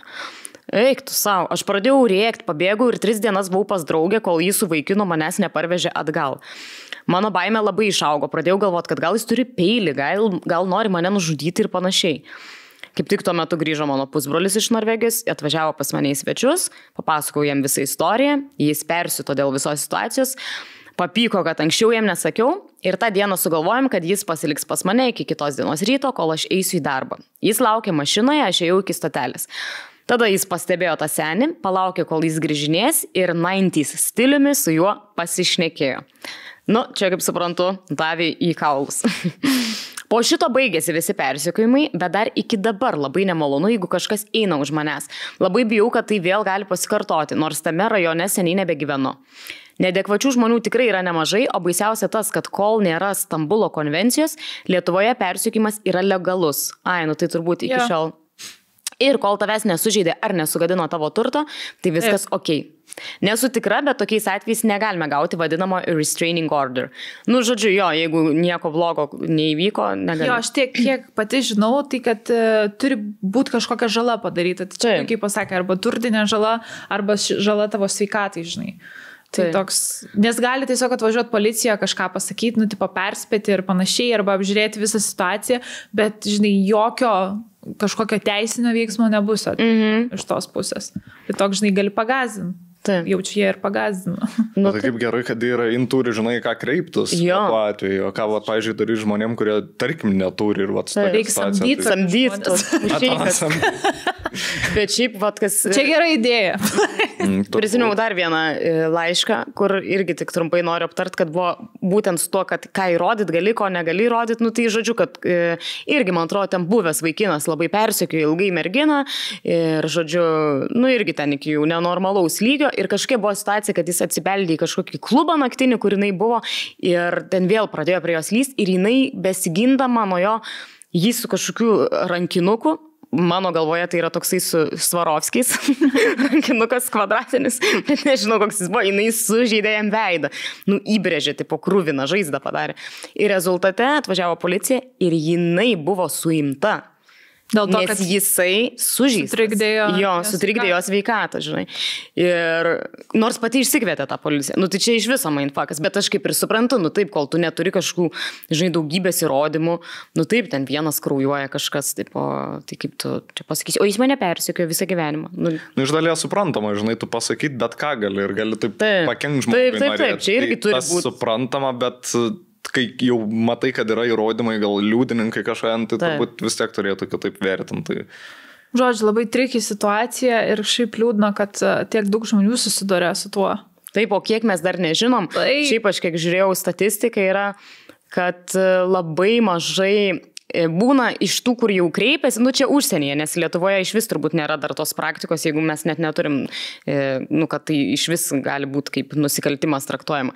Bet užsienyje, ten man atrodo, Didžiosios Britanijos, gal ir Amerikos statistika yra, kad tik tai 1 iš 50 tų apkaltintų atvejų yra pripažįstama, nu kaip stalkinimas ir ten jau sulaukia pagalbos tie žmonės. Nes matyt kažką jau stipriau Taip, bet kiek yra daugybė atvejų, kai žmonės net nesikreipia, nes jie arba irgi jiems gėda, arba jie net nesupranta, kad tai yra persekiojimas, arba jie jaučia kaltę, kad jie turbūt išprovokavo, prisidėjo. Labai daug atvejų, ypatingai Azijai, Pietų Korejai, tarkim Japonijai, tai netgi kai tu užsisakinėja kokia Airbnb, kad ten būna slaptos kameros įdėtos. Ir tenai tiesiog žiūri, kaip tu persirinkti. Tai yra netgi jų appsai tie, kur tipo, tu pasijungi kamerą, žinai, skanuoji tą kambarį vos, ar ten yra tų kamerą, ar ne. Jo, ir stebi, tipo. Ir kažkaip su veidrodžiais yra gali net. Kažkaip prideda. Aš žiūrėjau, tą tipo pridedi pirštą ir koks yra tarpas tarp piršto. Ar tarpas, ar nėra tarpas? Nes kitaip reiškia, kad už to veidrodžio, kur gali kažkas kitas tiesiog stebėti, ką tu veiki prie to veidrodžio. Arba ką veikia vonioje. Mes dabar buvom kelionį, nuvarėm viešbutį ir draugas prisižiūrė, nu, tipo, žino tą vairą ir deda tą pirštą, sakau, o tai kaip turi būti? Nežinom, bet ir žiūrėt padėti, tas pirštas tipo yra ir, o kaip turi būti? Bet aš kaip suprantu, neturi būti jokio tarpo. Turbūt. Kažkas tokio, nes kai yra tarpas, tipo čia normalu yra. Kažkas tokio, aš irgi tik tokių prisižiūrėjus galvoju, kaip čia, nes mane labai buvo sudominus ta tema, kad tikrai užsienį labai daug vyksta ir būtent tose Airbnb daro šitas nesąmonės. Bet jūs atsimenat atvejį, kur ir Lietuvoje buvo kažkokiam viešajam tualete? Ne, neatsimenu. Neskaičiau. Dabar tai buvo tas viešasis tualetas, jo principas buvo, kad ten stovimas tualetas, nu, tupimas, kaip duobė, skylė žemėje. Čia prie kažkokio ežero, man atrodo. Nu, vat galėsiu per pertraukėlę pasižiūrėti. Nu, žodžiu, bet kad jis toks buvo viešas, tipo, viešo naudojimo ir ten buvo kameros, tipo, įtaisytos apačioje ir kažkoks pervertas tas kameras administruodavo tenai. Bet šiaip jūs įsivaizduojat, kiek visko ten tam juodajam internete, dark web vyksta, ko ten pardavinėjimo yra. Tai čia gėlytės ten tos kameros įdėktos į Airbnb. Taip, arba žinai, tą tualetą. Eina šiek. Šiaip baisu. Bet gerai, kad kalbam, kaip sakė viena iš merginų, kur rašė, kad tokia tema kalbam, nes manau, kad reikia visom temom pakalbėti ir nepatogiom, ir nesmagiom. Taip. Ir šiaip gerai, kad šitas serialas atsirado, kad vėl sužadino tą, kad vyksta tokie dalykai, kad čia nėra šiaip įsigalvojimas kitų žmonių. Visada smagu, kai tampa, nu, viral kažkas, žinai, kažkokia tikrai svarbi ir reikalinga tema, kad, nu, tiesiog va, taip kažkaip patraukliai pateikiama, pavadinkim, kad visi, žinai, pradeda ir žiūrėti, ir domėtis, ir tada gal tampa, žinai, netokie abejingi ir iš tos pusės, kad ten labai gerai parodyta, nu, iki ko tai gali privesti žmogų, kad aukai tokio dalyko, nu, gali iš viso visiškai stogas pavažiuoti, kur atrodo, nu, ir kas čia tokio, žinai, oi, tipo, tamposi kažkas iš paskos ir gauni ten tų žinučių, bet čia taip labai iš vidaus parodyta, kaip tai gali, žinai, tave paveikti stipriai. Jo, šiaip ir manęs nėra ten stokinė labai žmonės ar kažkas tokio, bet visada būdavo nemalonu, jeigu ten, žinai, kažkaip atsiduri kurioje nors vietoje ir ten šiaip kažkoks žmogus irgi atsiduria toj vietoje ir vis tai kartojasi, žinai, nu, tipo, tai jau darosi, nu, labai nesmagu. Jo, tarp kitko dar toks dalykas, nu, kur, žinai, tarkim, kažkokius žinomesnius žmonės, nu, tarkim, mūsų mylimas Discordas, žinau, kad būna, kad, nu, iki to, kad filmuoja viešose vietose, seka, ten, žinai, eina iš paskos, tai irgi užsienyje būtų traktuojama kaip persekiojimas. Tai realiai persekiojimas. Tai iš esmės čia realiai yra stalkinimas, žinai, toks. Tai taip, ir tai yra, nu, šiaip nusikaltimas, tik tai dar Lietuvoje jis nepripažintas. Bet gal susimastys ir tie žmonės, kurie taip daro, kad, nu, tai nesvarbu, jis žinomas žmogus ar nežinomas, jūs mėgstat, jį nemėgstat, bet, nu, žmogus turi teisę į privatumą. Ir taip, tai gali privesti tikrai prie labai nesmagių dalykų. dar pabaigiant šitą stolkinimo temą, pagrindinis patarimas, kurį, išgirdau, paklausius visų tų žmonių, kas dirba su tokiom bylom, kad visą laiką, kai pradedat jaustis nesaugus, kad jūs kažkas, kad ir menkiausia kažkokį jums sukelia nepatogumą, visų pirma, pasakokite visiems aplinkui. Nebūtinai, jeigu nėra dar priežasties ten kreiptis policiją, bet tiesiog, kad žinotų tavo draugai, tavo artimieji, ten šeima, tiesiog, kad žinotų šitą informaciją, reikia iš karto pasisakyti ir kuo plačiau.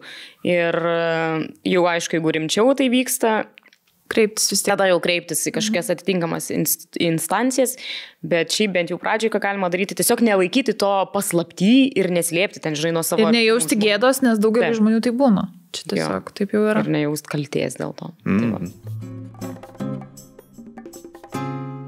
Aš žiūrėjau, kad oras jau dabar gerės. Ir visa situacija nuostabi tiesiog. Nes šitos kelios dienos, kurios buvo, čia buvo nesusipratimas, atsiprašau, buvo minusas ir buvo ten keli šilumos. Ir buvo sniegas, ir kruša, ir ko tik nebuvo. Bet dabar matau nuo šiandien ir savaitgaliai bei pirmadienį, antradienį, trečiadienį bus 23 laipsniai šilumos. Tai pats laikas lėkti į parką, prie kokio upelio, prie upės ir valgyti skaniausius ledus. Taip, o prieš lekiant į parką ar prie upės, užlėkite į Lidl, nes ten rasite labai platų ledų pasirinkimą, taip pat yra ir naujienų Lidl ledų asortimente, kurių šiandien turime ir mes studijoje. Mane labai sudomino štai šie su aukštų proteino lygių, bent jau taip rašo. Ir žodžiu, ledai su labai daug baltymų, ne čia? Taip, pasveikesnė versija. Mažai kaloringi, jeigu taip galime įvardinti. Taip. Saldikliais, kaip aš suprantu. Ir kaip matau, yra skirtingų skonių. Taip, tai yra ir pas mane yra creamy chocolate flavor, kreminio šokolado skonio arba sūdytos karamelės pyrago skonio. Šiaip man žiauriai labai. Man labai patinka ledai su sūdyta karamelė. Aš nežinau, tas tandemas druskos ir karamelės yra kažkas visiškai nerealaus. Labaus. Ir dar be viso to mes turime ir kitokių ledų. Tai jeigu jums labiau patinka tokie, sakyčiau, jie man tokie labiau vasariški gaivus, tai yra ledai tokie vaisiniai. Kaip jie dar vadinami yra? Šerbetas. Ir tai čia mes turime, kas labai būtų faina ir vaikam, nes visi skoniai viename. Tai čia yra netgi su ananasu, apelsinu bei aviete. Ir viskas yra tiesiog vienoje pakuotėje. Tarp kitko, šitie proteininiai šokoladinius paragavau, labai skanus. Man paragau. Ir labai faina. Turi šaukštelį, ne? Aha. Ir labai faina, kad yra sveikesnė alternatyva. Dar iš tokių vaisinių yra, pažiūrėkite, toks variantas, kurie atrodo net kaip arbūzo skiltelė. Irgi arbūzo ir obuolių skonio su šokolado gabaliukais, nes sėklytės yra šokolado gabaliukai. Žiauriai skanus ledai. Viskas, reikia ir tų sūdytos karamelės tada ragausi. Niekur nedingsi, darbas verčia. Šiaip labai faina, kai turite, nežinau, savo šeimoje daug šeimos narių, daug vaikų ir panašiai, tai labai gerai turėti tokias pakuotės, kur ledų būna ne viena pakuotė ir ne dvi. Tai čia, pavyzdžiui, yra 6 ledų porcijos, viename tai bon gelati ir jeigu mėgstate tiesiog tradicinius šokoladinius ledus ant pagaliuko, čia yra puikus variantas. Tai labai smagu, kad Lidl ledų asortimente atsirado tiek naujienų, tai ir šias naujienas, ir įvairiausių kitų skonių. Labai platų ledų asortimentą rasite Lidl parduotuvėse už palyginus labai žemą kainą. Galvodavau, kad gerai, kai mažiau kaimynų, nėra to, kad netriukšmauja, laisvas daugiau. Bet kaip pagalvoju, visai. Trūksta, man to bendravimo trūksta, nežinau. Jūs dabar turite kitą. Aš mes filmuojame ir nes jūs dabar persikėlėt ir dabar ta kaiminystė kitokia. Nežinai, kaip bute gyveni yra biški kitaip. Aišku, aš tai toks esu žmogus intravertas, kur Aistė buvo pas mane atvarus vieną vakarą ir aš nupirkau vyno ir neturėjau atidarytuvo. Ir mes žiūrėjom YouTube video, kaip reikia atidaryti. Aš vietoj to, kad, kažkaip, ten buvo penktadienis, čia praeitą penktadienį. Taip. Ir aš vietoj to, kad nueičiau tiesiog pas kaimyną, dar paskambinau man, tai jo numerį gavau, nes aš neturėjau tam kaimyno, žodžio, numerio. Ir vis tiek, ką aš eisiu dabar, prašysiu kaip kokia girtuoklė. Gal galit? Rytų. Tai mes pradėjom, žodžiu, YouTube žiūrėti visokius video, kaip atidaryti tipo vyno butelį. Tai žiūrėkit, kokie būdai yra. Gali pasimti kažkokį kaip varžtą ir tada įsukti į kamštį ir tada bandyti ištraukti su replėm arba šakute. Šakutės to. Aš šitą būdą naudojau, kai įsikėliau būdą, nes irgi neturėjau. Šiaip geras būdas. Visai bandau ir galvoju, tėtė tikrai žinos, nu vis tiek, ne tai, kad YouTube pažiūrėt, paskanau, turi varžtą, turi punktį. Aš kažkaip neturėjau tokio labai smailaus to varžto, kad šitas nelabai pasiteisino. Mes bandėm naudoti varžtą, kur gelbėjos. Ikėjos gultas nepavykęs buvo.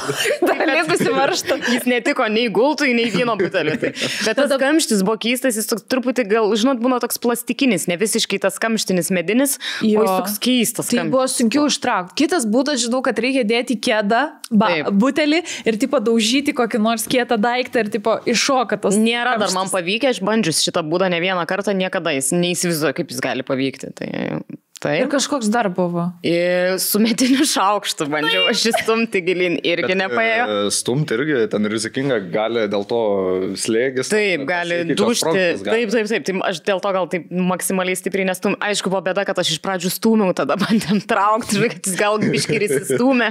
Dėl to taip sunkiai. O galiausiai su replėm irgi bandėm, irgi ten nepavyko, žodžiu, bet galiausiai Aistė damušė. Nežinau, kokiu būdu. Ar ne raktą kartais kišamas, nes ir su raktu dar buvo, ir raktą, jo. Bet ten kažkaip sukau ir jis pradėjo lysti. Ir tada paėmėm replės. Viena laikė butelį, traukė žemyn, kitai virš, galiausiai. Tiek norėjom alkoholio.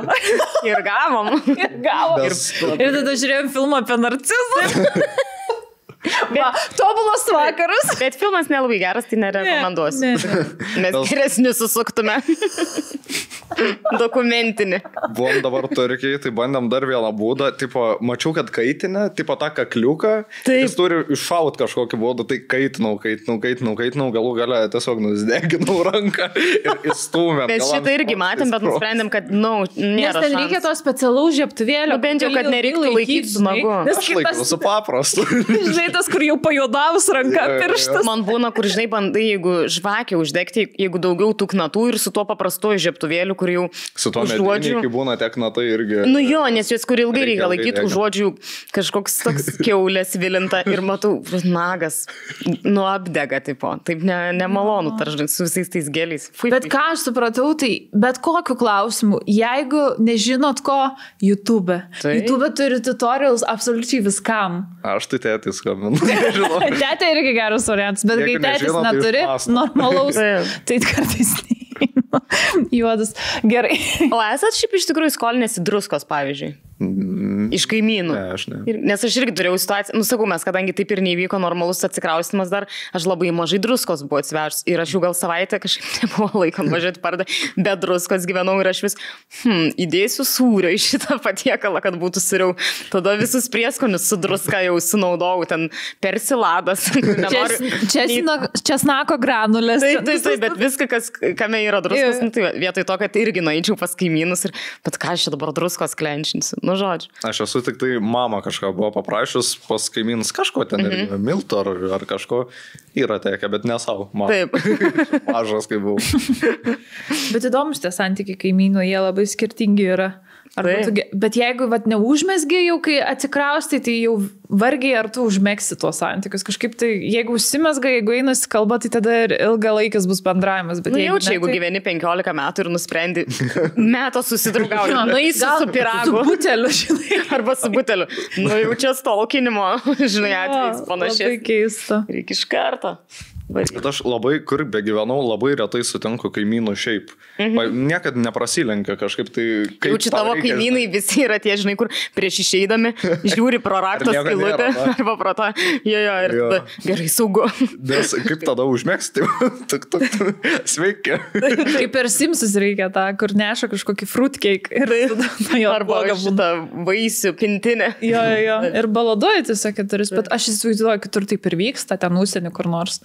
taip ir susipažįsta. Aš atsimenu geriausią pavyzdį, vėlgi iš serialų, mačiau, kai buvo Desperate Housewives ir kai ten visada, kai būna atsikrausti kokį suburbs rajonėlį, kad visada ten tos visos namų šeimininkutės ateina, ir pasveikina tave.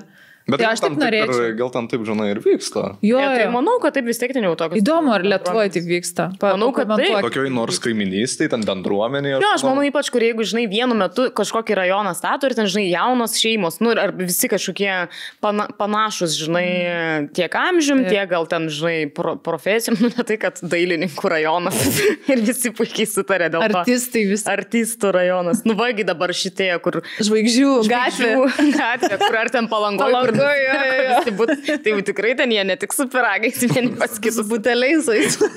Tik vieną atidarytuvą turėjo. Tai jeigu ką į batą įdės. Bet dabar man pradėjo mesti tik tokia kažkodėl video, visi kelia, kokios vasara yra Lietuvoje. Ir tą jausmą, tas kopas, pamačiau ten tuos šaltibaršius, kaip gera. Dabar aš planuoju šią vasarą daugiau laiko praleisti prie jūros. Aš irgi. Ne tai, kad planuoju, bet gal norėčiau. Dar plano niekaip nevykdau. Mums reikia kažką pasiplanuoti ir kartu. Taip, labai norėčiau. O kaip šiaip mėgstat jūs vasaras leisti? Lietuvoje bandot prie jūros būti, ar dirbat kaip gelbinės spektakliuose? Sėdi. Iš Palangos koncertų salės neišeina. Aš šią vasarą turėsiu ganėtinai laisvą. Ir aš jau taip labai tikiuosi, kad neatsiras joks pasiūlymas, kur aš norėčiau labai. Žinai, kažkoks arba labai įdomus filmas, kur neturėčiau kiaušų atsisakyti, bet taip noriu tokią, jau paturėti vasarą pagaliau. Tai noriu būti ir prie jūrų visų lietuviškų, ir prie vandenynų lietuviškų. Ir man ir prie ežerėlių, noriu su šitom baidarėm praplaukti. Man koks fainas yra ir su palapinėm. Aš žinokit, Vilniui noriu praplaukti. Man tas jau kelintą kartą dabar plauks su Rainiu per Vilnių. Bet įdomu, per kokią upę? Nerį? Jo. Nes mes seniau labai buvom pripratę šeimoje taip plaukti, tai mes, galvoju, Ignalinos ar Utenos rajonas, žodžiai, tą pusę, nubliamba kaip ten gražu, o kažką plaukiam Šventąją, čia Pranykščius, taip, nuobodu, ta plati upė, taip pat tau nieko neįdomaus, o ten siaura, žinai, visokių kliučių, ten rastas, koks kelmas, žinai. Jau reikia kliučių. Toks biškai vis tiek įdomiau, nei kad visą laiką irkluoja, ir kas, žinai. Aš niekada nesu su baidarėm plaukus, man reikia šitą. Tau patiktų, o gal plaukiam kartu? Gal davai? Ir su bernais, tegul jie irkluoja mes. Mes gersim. Nes man visada su tuo asocijuoja. Taip, kokti, bet tokius, žinai. Nes visi apie tai šneka. Oi, baidarėsi, po to iškrita iš tos baidarės. Ir daug atsigėrė. Noriu tokios vasarėlės. Ir būtinai man koks, pavyzdžiui, tas jausmas būtų, kai pasistatai palapinę ir ten ant laužo ką nors verdi, kur belė ką, bet taip skanu, nes tu toks alkanas būni. Mes šeima jau, ne tik šeima, ten giminė jau kartais būna ten apie 20 žmonių dėl suvaro, kiekvienais metais apie Liepos 6, nes būna tas ilgas savaitgalis. Taip. Žodžiu, suvažiuoja kelios šeimas ir prie ežero vieno. Tai ten su palapinėm, tai pirmi metai jo, gal ten buvo plėdas, koks palapinė, dabar kaip yra. Tėtė pirti vežas, tipo padaręs iš ten vos ne kažkojo celofaną pradžią buvo, dabar jau yra atskira palapinė nupirkta pirčiai, į kurią jis atveža tada į tokį kaip pečiuką, išeina kaminas, žodžiu, sulenda gal kokį 10 žmonių, visi pavudam, visi į ežerą. Bet čia ta savo darbė tokia pirtis? Jo, visiškai. Aš nežinau, kaip jas ten vadinas, kažkaip yra. Nes aš žinau tas celofaninės. Jo, tai... Iš reklamų, žodžiu, kudėjimo pirtis. Jo, tai, žodžiu, buvo pradžiai ten tokia kamurkyta visiškai toks, tam, nežinau, 5 gal tilpda, 6 žmonės, dabar jau didelė. Kiekvieni metai prisirenka akmenų tam tikrų, kurie tinka, ten, žodžiu, visą dieną kaitina laužę, tada sudeda į tokį tinklinį, žinai, kaip kybirą. Taip. Neša pilą tą vandenį. Žodžiu, tada experiences, tai... Wow, bet aš tiek su metais pas jūs daugėja norinčių. Tai jo, man jau pasidarė biškai toks, sakau, gal pamažinom šiemet jau vaikų. Arba imkit mokestį kokį. Atvažiuoji jau ne kaip prie ežero, į kažkokį... Festivalis. Jau toks biškai aš gamtoj. Pirtininkų festivalis. O kokių dar, papasakok, kaip dar yra patobulėję, kas nors, nežinau, ar palapinių miestelis didėja, ar pasistato ten, žinai, kokių tentų. Tai žinai, pavėsinė skardinės visokios, ten žinai, kokias dvi, ne vieną aišku, nes vieni nusipirko tokią, kiti tokią atsivežam visi. Pasilygint. Kieno staliukas šiemet naujas, kieno tas. Pas mus visada būna, kai sustinkam, ten minimi gimtadieniai. Tai, ten tarkim, kokios esės būna arti visada praėjęs, ten puskas, kokios kažkieno, mama patėsi raudoną kilimą. Tada, žodžiu, visi ateina ten, tarkim, mano sesė. Tada visi susveikina, ten susifotkina. Žodžiu, tokia, ir dabar mama pradėjo daryti temas. Šiemet buvo, man atrodo, piratų tema, žodžiu, visi turėjom būti dryžuotą maikiam, bet ten, žinai, nuotraukai. Taip. Kažkuriais metais galvoju, kokios buvo, jie ten su varlytam buvo, aš tais metais nebuvau. Žodžiu, prisigalvoja, tai smagu būna. Labai mielai skamba. O ar turi kas nors, kokį nors firminį patiekalą, kurį gamina būtent va toje atveža iš ar kokia nors ten žuvienė, tipo, arba kokius nors ten laužo troškinys? Aš galvoju dabar, šiaip kiekvieni metai, man atrodo, atsiranda vis naujovių, bet visada dabar kelinti metai jau pusbrolio šonkauliukai. Bet... Ta prasme, sudėtingas patiekalas. Labai sudėtingas, bet ant tiek gerai padaro, jis ten namuose jau... kur vargsta 3 paras. Jis namuose jau pradeda vargt ir atvažiavęs pabaiga. Bet ten, kur visi mes būnam jau apsivalgę prie tų ežerų, nes visi, žinai, ten tą atvežia, kitą tą. Ir tada visi vis tiek gyčio šonkauliukų. Jau kad ir kaip tau netelpa, vis tiek valgom jau. O kažkokių dar, taip, ten sriubas, aišku, visokios ir taip toliau. Šiemet gal nežinau, reiks tėtę prikalbint, man pradėjo su tuo kazanų plovą daryti. Aš kažkodėl galvau, kad tokiam festivaliui turi būti kazanai. Tai gal šiemet prikalbint. Aš tai dabar klausausi, maniau, kad mums reikia kažką tokio pasidaryti. Tai būtinai. Aš noriu teminio vakarėlio prie ežero su pirtimu. Tik reikia surasti ežerą gerą. Jo. Kur, žinai, nebūtų užimti. Mums gal kaip freelanceriam reiktų važiuoti, ne kaip tas ilgasis koks savaitgalis. Jo. Gal kur nors ten Varėnos rajone? Šiaip yra ten visai tų ežerų. Arba ten, kur tų privačiaugi būna, kur gali išsinuomoti. Nes mes važiuojam į tipo, kur bet kas gali būti. Bet neišduok. Jo, aš nesakysiu tikrai. Bet mes ten važiuojam, realiai kažkuriais metais aš išvažiavau gal ten 6 ryto iš Vilniaus. Ten vos ne taip atvažiuoju, užsiemi ir laukiu vienas, nes tenai tą dieną, žinai, ir važiuoja, visi pamato. Kažkuriais metais Puskė nuvarė su vyru, pastatė palapinės dieną prieš ir išvažiavo ir tada grįžom jau. Žinai, kaip vienas namuose, kur palieki ten judančias figūras. Apšvieti, kad visi galvotų. Labai panašiai. Jeigu pats negali pasilikti. Vienas labai geras spotas yra ir mums prie jo. Bet tai visur, man tai jokingiausia buvo čia, kai buvo šiluma su jais, 20 laipsnių ir čia visi išėjo į lauką. Taip. Ir aš taip vedu šunį ir kadangi mes prie Neries gyvenam, tai tipo, tenai prie Neries dažnai daro kažkokius vakarėlius, piknikus ir panašiai. Ir jie tiesiog laužą užsikūrė. Ir priešais yra gaisrinė, žinai, pas mus. Ir tipo policija. Ir ta gaisrinė kaip tik išvažinėjo. Ir jie tiesiog su garsiakalbiu pradėjo šnekėtis per upę su tai žmonėm, kurie laužą užsikūrė prie upės. Sako, negalima laužą deginti. O ką jie atsako? Bet mes šašlykus kepam. Jo. Kur tipo, jie laužą uždegė, tipo, tai šašlykiniai, žinai, o iš tolo atrodo, kad ten normalus laužas, žinai, negalima degti. Ir jie tiesiog šnekasi per upę. Visi žmonės taip sustoja, žiūri. Kaip juokinga. Jo. Jeigu jie tada su savo tą šlangą bandytų per upę užgesinti jų tą šašlykį. Tai apvažiuoti turėtų viską, žinai, iš tos pusės. Žodžiu, tai ten labai dažnai irgi pastebėjau, kad kažkokiose specifinėse vietose visada prisirenka žmonių ir jie piknikauja irgi, bet ten, žinai, kur irgi užsileidžia ten su garsiakalbiais kokią rusišką šansoną.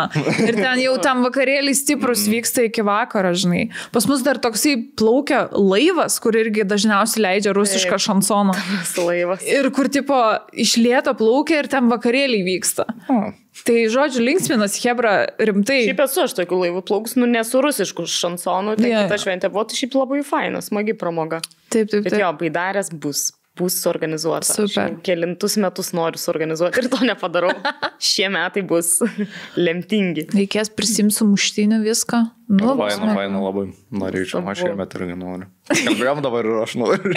Nes aš matau tiesiog tą vizualizaciją, kaip kur tie uodai kanda, bet tau nesvarbu, nes... Turi purškalų, apipurški visus. Toks laimingas. Man tai smagiausia būna, kai įplaukia į kokią platesnę vietą, susijungia tos baidarės, ten kas ką, ten žinai jau. Ką turi geresnio perduotą. Geras. Nerealu. Nu, man čia dar bus naujų kartų.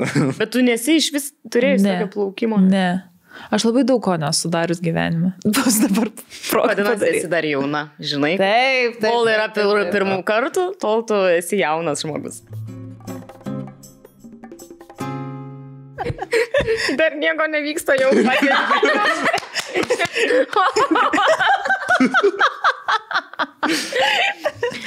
Gerai, klausykit, trumpa priešistorė.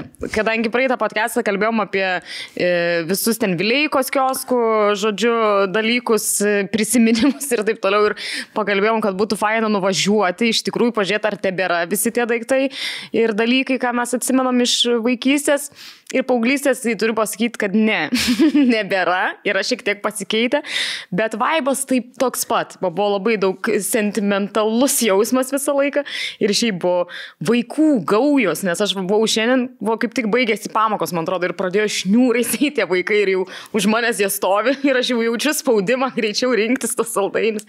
Nu, žodžiu, tai sukroviau tokį maišelį. Čia beje, bet koks maišelis gražus. Vienam kioske pirkau už 5 eurus ir sako, jūs jau peržengėt 5 eurų ribą, jums priklauso maišelis su drugeliais. Kad jūs per gyvenimą kaip drugelis, tokia maloni ta kioskinė. Paskui mes čia visko turim. Čia, sako, mes galime kaip dovanos supakuoti. Nu, žodžiu. Pasakyk tu man, kuris čia kioskas tas maišelis? Čia, žinok. Šeštas. Beje, mes nepristatėm, mūsų draugas Justinas pristatinės šitą haulą iš Vileikos kiosko su mumis kartu. Tai ačiū, kad esi su mumis kartu. Taip, labai malonu ir su tavim susipažinti, ne tik su tavo alter ego kitu. Tai ką, nežinau, pradėkime nuo tiesiog taip traukiu pusiau nežiūrėdama. Žiūri, ką meluoji. Prašau. Taip. Čia yra klijuojamas tatuiruotės, nežinau, matot, nematot. Mums reikia pasidaryti dabar jas. Turėsim įsirinkti. Kad čia berniukiškos, man tai. Čia tikrai tokios drakonai. Drakonai čia tokios, žinai, gal net kiniečių naujiem. Naujiem metų. Palauko, nėra čia drakono metai šitie. Taip, drakono. Auksinio drakono. Ar žalio? Žalio, man atrodo. Tarp kitko, aš drakono metais gimęs ugninė. Aš šuns. Aš arklys. Mūsų labai tokie neįspūdingi. Čia prie drakono. Tu lenciuginiai sėdi. Aš radau tatuiruotę, galima parodyti. Va, tiesiog drakonas yra suėmęs tigrą, tai čia yra ultimate power. Čia labiausiai alpha male tatuiruotės turbūt neįmanoma pasidaryti. Tai manau tau kaip tik. Jau sakai, tu žinai, gal ant rankos. Aš nežinau, palauk. Ant kaklo gal kokį. Radau, kol vyksta tatuiruotės paieškos, radau, tikrai stengiausi šūdų kažkokių nepirkti, tik tai maistinius šūdus, nu ką galima suvartoti, bet per daug kažkokių plasmaskų, kad neužsimt neekologiškais veiksmais, bet radau, puikiausią sektuką. Nežinau, kaip kaina nusiklijuos, prašom įvertinti. 3,50. Ar mama tokį nešiotų? Žinai, už 3,50 svorio jau kažkoks toks per lengvas. Per lengvas? Per lengvas. Aš tai sakau, pats tas kaip tik labai. Ir koksai raštas modernus, madingas dabar. Man tai neverta. Aš sakau, neverta. Tatuiruotės aš. Aš tai manau, kad tokį gali drogę nusipirkti. Bet tikrai ne taip pigiai. Aš sakyčiau. Sakai? Nu, o gal ir taip. Kadangi mes jau uždėjome šitą tatuiruotę, tai pabandykime ją nuimti. Na? Ar išeiks gaidys, ar ne? O! Prašau! Labai gera. Man patinka. Čia plunksnos. Šitą kitos tatuiškės dalis dar. Taip. Atrodo, aš manau, kad tinka ir prie tavo tikros tatuiruotės labai. Duok man sklidina taurę liepsnos, nu, kosminė tatuiruotė. Nu, va ir labai tas kinietiškas gaidys tinka prie šitą. Aš šitą užskaitau, man patiko. Aš irgi pasitikau. Gerai, turime kitą prekę. Oh! Ui. Mane labai jinai pradžiugino. Candy powder. Tualetas čia čiulpinukas, palaižai į miltelius. Jo, milteliai yra unitazė, tipo. Ai, bet čia ir ta firma, ai ne, gal ir ne ta, aš atsimenu tas kaukolės, kaulą. Pėdutės mirkydavom. Ir pėdutė, žinau, bet būdavo toks ir kaulas, atsimenu. Pažiūrėti. Aš noriu. Kokia kaina? Šito, žinok, jau nepamenu, bet maža. Manau, verta. Verta. Visada verta, kas susijęs su unitazais. Ai, va, Aistė, čia tau perduok, Aistė, čia lipglosas. Bet jis yra saldainis. O jis ir veikia? Ar aš galiu? Jis yra kaip tiesiog tu čiulpti turi pagaliuką. Kitaip tariant, tai tiek čia lipglosų yra. Aš pasidažysiu. Aš matau tokią nuo to. Nuo to.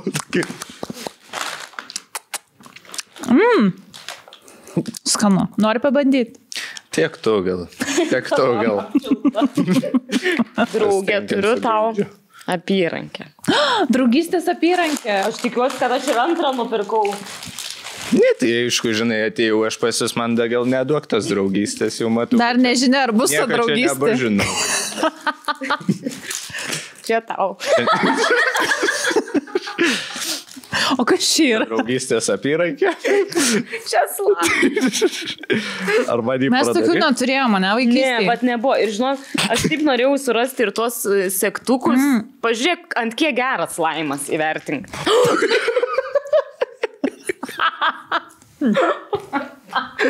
Išvada bloga. Gal pasenęs biški yra? Labai daug kas gali būti, kad pasenę palauk. Jis atrodo, žinot, kaip atrodo, kai būna pas močiutės dažniausiai įsilieka per Velykas kiaušiniai marginti ir jie tokie pažaliuoja, pamėlynuoja. Tai čia. Kiek mokėjai? Eurą. Per brangu. Nu, tai. Aš noriu pamatyti jo galiojimo laiką. Galiu palikti netrukdys kadrų. Tikrai manau, ne. Net gali būti. Tu slaimo paėmį. Taip pat čia Aistį dar perduodu dovaną. Aš norėjau naudingus daiktus. Šitas kūnytis tikrai panaudos. Kiečiausia braškė, kokią teko valgyti. Nu, tai turbūt tau nešviežia papuolė. Turbūt kaip ir slaimos. Vau, šito net nemačiau. Pažiūrėkit, koks tikroviškas. Čia jaučiu rūkštus. Nu jau šitą tikrai pabandyk suvalgyti. Justinai. Reagausim, tikrinsim, kame čia bairį. Man patiko koinės, kiek kainavo? 1,50 €. Nu puikiai. Pažiūrėk, Ir briliančiukai. Jaučiu, Turkijoje tokių nerastum. 1,5 €. Turkijoje tokių nerastum. Normali. Buvo ir triusikų. Triusikų galėjai paimti. Gerai. O. Geras šitas. Kietesnis gubas nesuvalgęs. Negaliu. Bet... Žinokit, man atrodo, šitą man įdėjo dovanų. Nes nieks 4 metus nepirko. Žinokit, nufotkinau dar kai kuriuos stiklus. Nu, tų kioskų. Nes ten kai kas atrodė labai prastai, bet gal dėl to, kad saulės išdeginta, žinai. Ir buvo dar peilių daug. Asortimente, kur už 4 € tiesiog peiliai atlenkiami. Čia iš visur toks skystis eina. Nu, va čia žinok, tokia mada. Nes yra, sakė, labai dar populiaru. Kodėl tu tų želių tiek Nes jie yra didžiausias mados krypsmas. Šitie yra iš mano vaikystės, aš juos dievinu. Gerai. 2, 1 geltona, raudona ar žalia? Raudona. Jo. Gerai, šitą aš visada vaikystėje valgydavau, atsimenu. Kiek kainuodavo? Nubliam centus, kokią 5 centų kainuodavo. Ir jie labai labai skanūs. Šitą yra, žinau. Nu, Ir davai, matau, kad paragauk. turbūt geras. Turėtų būti geras, bet aš manau ir kad tas ir mango geras turėtų būti. Jaučias biški plastiko skonis, bet turbūt. Bet kokio čia Taip skonio? turi būti. Taip turi būti. Man toks kaip vaniliniai lietai manų skonis. Tai gerai, jeigu tokį sugebėjo bus išgauti. Kiviai. obolinis. Matau, dar turime tokį... O, gumas. Atsimenat šitos irgi išvaizdą? Be skonio. Bet aš įtariu, kad šita bus labai kieta. Turiu tokį niuchą. Nori? Ne. Aš galiu pabandyti. Nu, kieta atiduosiu vaikam. Vaikai sukramtys jų dantis Stiprų žandikauliai. Pieniniai laibai. Mūsų jau parėję žandikauliai. O ratų valgymo. Švaikščiai. Juokauju. Pasakys taip. Atėjau, mane bando nunuodyti. Išbrokit jūs mano saldumynus, yra dar cukraus vatos. Cukraus vatą paimsim. Dar tų fidget spinnerių. O kaip šitie želiukai, jums nepatiko? Neragavau. Iš maniškio tik tai vanduo išbėgo, tai aš bijojau irgi ragauti. Tai gal, man šitas dar kiūtalas labai pasirodė, meškiukas toksai. Irgi nevilioja. Koinas man patiko labiausiai. O sektukas? Sektukas irgi gerai. Sektukas geras. Man Labai geras. tatuiruotė. Nu tai bent jau su prisiminimu išeisi iš laidos. Žodžiu, tai, daug tokių, žinai, vat Center Shock dar paėmiau, žinot, rūgščiųjų. Aš tos tai noriu. Davai. Gauni. Kebra. O, pagavau. Prašau. Šita guma, Center Shock, yra man vaikystė, visiškai. Mes bandydavom kuo daugiau jų sudėti burną ir tipo nesiraukyti. Tai galėjom dabar tai padaryti. Bet dabar jau mes suaugę, mes galim jau nuslėpti savo emociją. Nelabai. Aš žinot, ką svajoju rasti vieną dieną. Jeigu kažkas žinot, būdavo tokia guma, irgi kioskose kituose, kurie atrodavo kaip skraidanti lėkštė. Tokia, skraidančios NSO tipo lėkštės formos ir jos viduje būdavo toks kaip sirupas, toks rūgštus, bet ir saldus, nuostabiai skani ta guma. Tai vat, ją labai norėčiau surasti, bet neradau, dėja.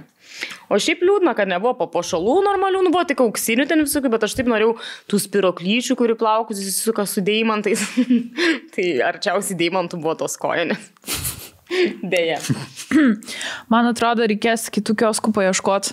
Gal dar yra... tie karoliniškų rašė žmonės. Gal yra dar vilties karoliniškėse. Gal gauti papuošalų. Bet šiaip ta kelionė laiko mašina labai smagi buvo. Bet manęs tada jau nekvietė. Ką, Justin, girdėjau, kad tu dabar varysi Euroviziją. Kaip čia tau tai pasisekė? Ir šitą naujieną sužinojai ką tik? Neseniai. Ką tik? Šiandien. Laimėjau atranką ir važiavau. Vietoj Silvestrą. Ko tikiesi iš Eurovizijos? Kad Lietuva laimės. Šiaip jeigu atvirai.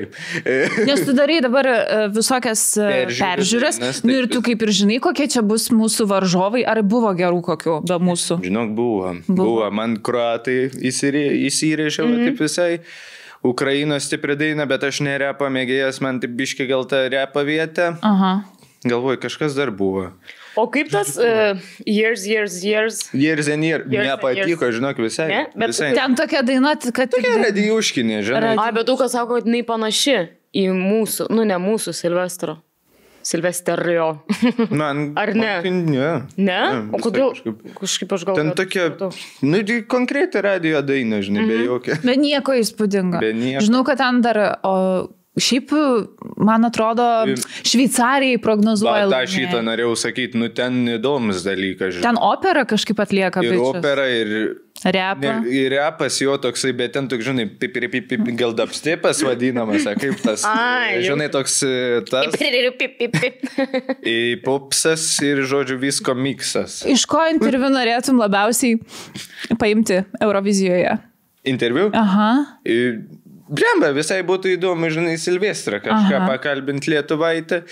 Lorin blaškysis, bet ką žinai, galvoju, jaučiu ne. Bet aš žinok, tu tiek charizmos turi, aš manau, žinok, pasieksiu tą Lorin. Aš uždainuosiu kokį tatu. Ir tu turi naują tatu.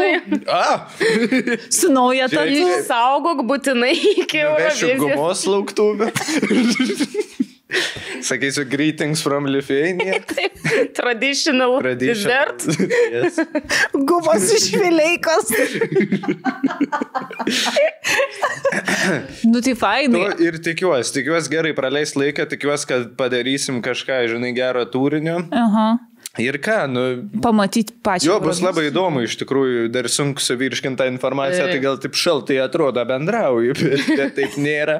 Tikrai laukiu, bus įdomu, ne kasdien. O ar transliuosi kažkur Instagram'e, daug dalinsies, ar kur galima bus paskui pamatyti, kaip ten viskas vyko? Bandysiu, aišku, ir pas save, Instagram'e, žinai. Bet ir kokį YouTube'ą tuos interviu? Bet dar, žinok, dėl šito, aš tau negaliu tiksliai pasakyti. Bet interneto platybėse. Interneto platybėse, žodžiu, aš visko pasidalinsiu, tai galite pažiūrėti. Daryk laivą būtinai. Kada? Kai būsi jau tenai, kur nors su kokiam press room'e ar kur tenai, daryk laivą. Žiūrėsim, bandysim. Ten aš žinau, kad daug... Slaptai filmuot. Pavyzdžiui, tos repeticijos, ten tu neduok dievai išduosi man iš manęs akreditaciją čikšt. Su visų kaplūnų ir guma, be Lorin neperduota. Lauktuvė. Tai gerai, tai lauksim ir tikėkimės, kad Lietuva parsiveš pergalę. Ir tave kartu su jie. Žinot, aš manau, bus aukšta vieta kažkaip. Aš irgi manau. Aš manau, kad mes 10-tuke tikrai būsim. Aš gal net optimistiškai galvoju, bet žinai, gal net pagerinsim tą 6, gal, nežinau. Aišku, būtų faina, 5. Būtų. Žinot, kaip yra su tais euroviziniais pasirodymais, kad tu kai matai ten kažkokį klipą ir tau atrodo, va, šitas tai tikrai čia varys ir aukštai, bet dažnai būna tie live pasirodymai, jie tokie, nesusižiūri, nesudainuoja gerai tie atlikėjai ir tada, nieko ten gero, nieko įspūdingo ir už juos neprabalsuoja. Pritariu. Tai tikėkime, kad bus daug tokių pasirodymų, o Silvestro bus labai geras. To ir visai Lietuvai. Lietuvoje buvo gerai, tai aš manau, ten jie dar labiau pasiruošė, bus dar geriau. Silvestras labai fainas vaikinas, teko man galimybę su juos pažinti, kai filmavo paskutinę vakarienę. Tai tikrai labai nuostabus vaikinas ir jam didžiausios sėkmės. Mačiau, kad jau išskrido į Melmę.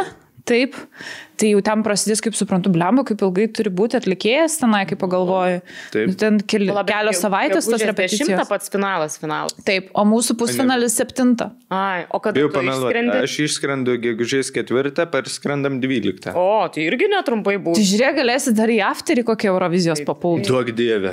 Bet tau reikia kontaktus gaudyti, žinai, kad kas nors ką nors pasiūlytų, kad galėtum nuvaryti vakarėlį. Gal jau matė apžvalgą, kas nors iš Eurovizijos. Aš čia labai susijęs. Aš apie jūs gerai atsiprašau. Jo, ką jie supranta, ką aš neku, aš tai šiaip visas beveik išpeikiu. Taip aš mačiau. tai žinai. Vis tiek, kaip ten sako, nėra blogos reklamos. Yra tik reklama. Tegul džiaugiasi iš vis, kad pasidalinu. Taip. Kad iš višneki. Būtent. Nes aš šiaip pastebėjau, kad labai daug žmonių, tas mums juokingas man buvo, kad labai daug žmonių užsieniečių komentuoja, kaip Silvestras pasirodė. Ir dabar, kaip suprantu, yra labai didžiulė mada, tipo pasimti tiesiog komentuoti eurovizinius pasirodymus šiaip ir užsienio, žinai.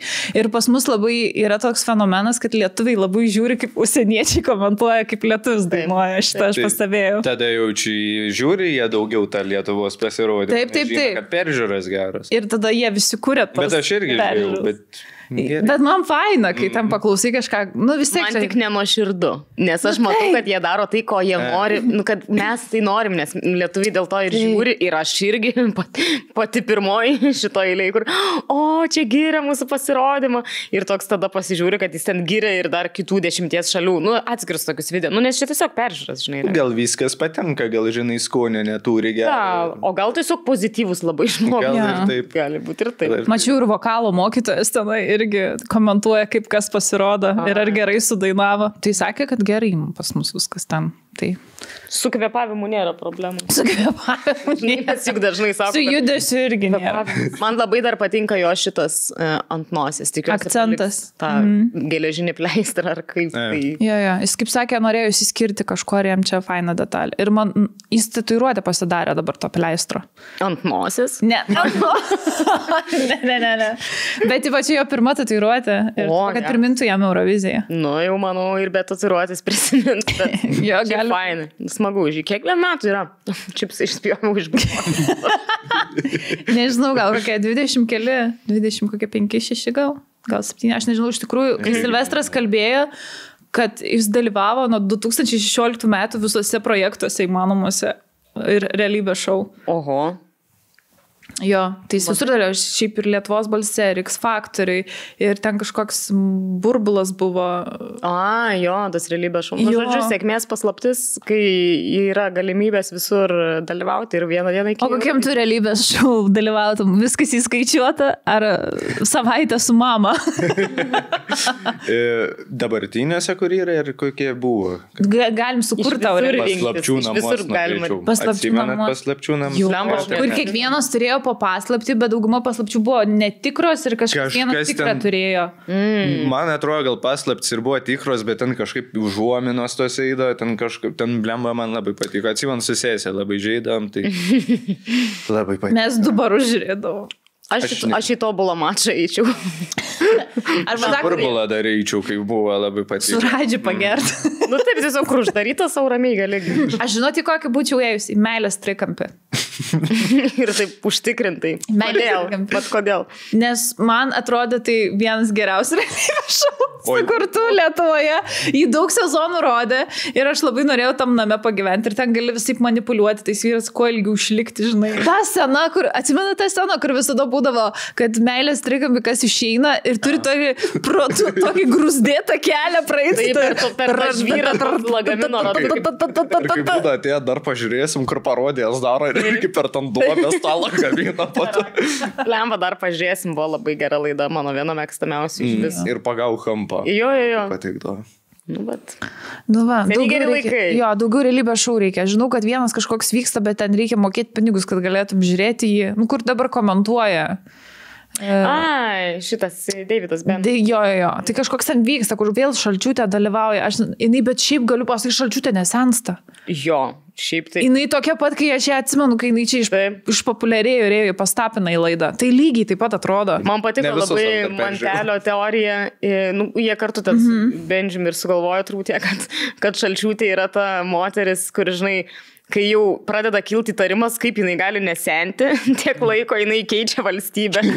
Tiesiog išvaro į... Čia kaip tas filmas yra Age of Adeline, Adelainos amžius kažkok, kur Blake Lively vaidina, irgi kur nesensta, žinai. Ir jau po kažkiek laiko, manau, jau artėja tas momentas, kai reiks palikti Lietuvą, nes jau truputį įtartina, kaip tu gali visiškai nesikeis 20 metų. Jo, aš manau, čia tas variantas ir po to po 5 metų rasmijos nuotraukos, kur ir tarpukariu buvo. Tokia pati.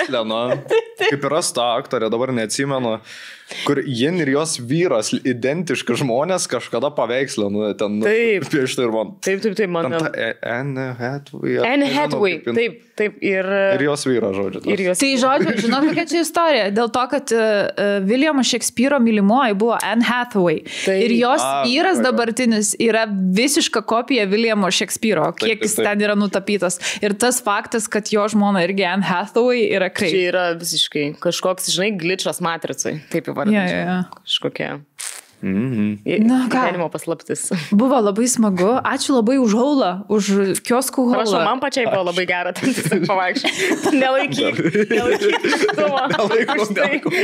Darysi tatuiruočių. Ačiū tau, jūs, tai buvo labai smagu susipažinti su tavimi. Ačiū, kad sėkmės kūryboje ir sėkmės tikrai Eurovizijoje. Manau, padarysi žiauriai gero kontento ir bus labai tikrai smagu. Lauksim, žiūrėsim, stebėsim, o kas dar nesekat Justo, tai labai kviečiam tai padaryti, nes tikrai prisižvengst. Jo. Visada net, kai būna liūdna labai ir vakare aš grįžtu ir įsijungiu tą tavo reelsą, iškart nuotaiką. Ašarėlė bėga. Tai ką, ačiū dar kartelį, ačiū jums labai, kad žiūrėjot ir susitiksim jau kitą savaitę. Iki!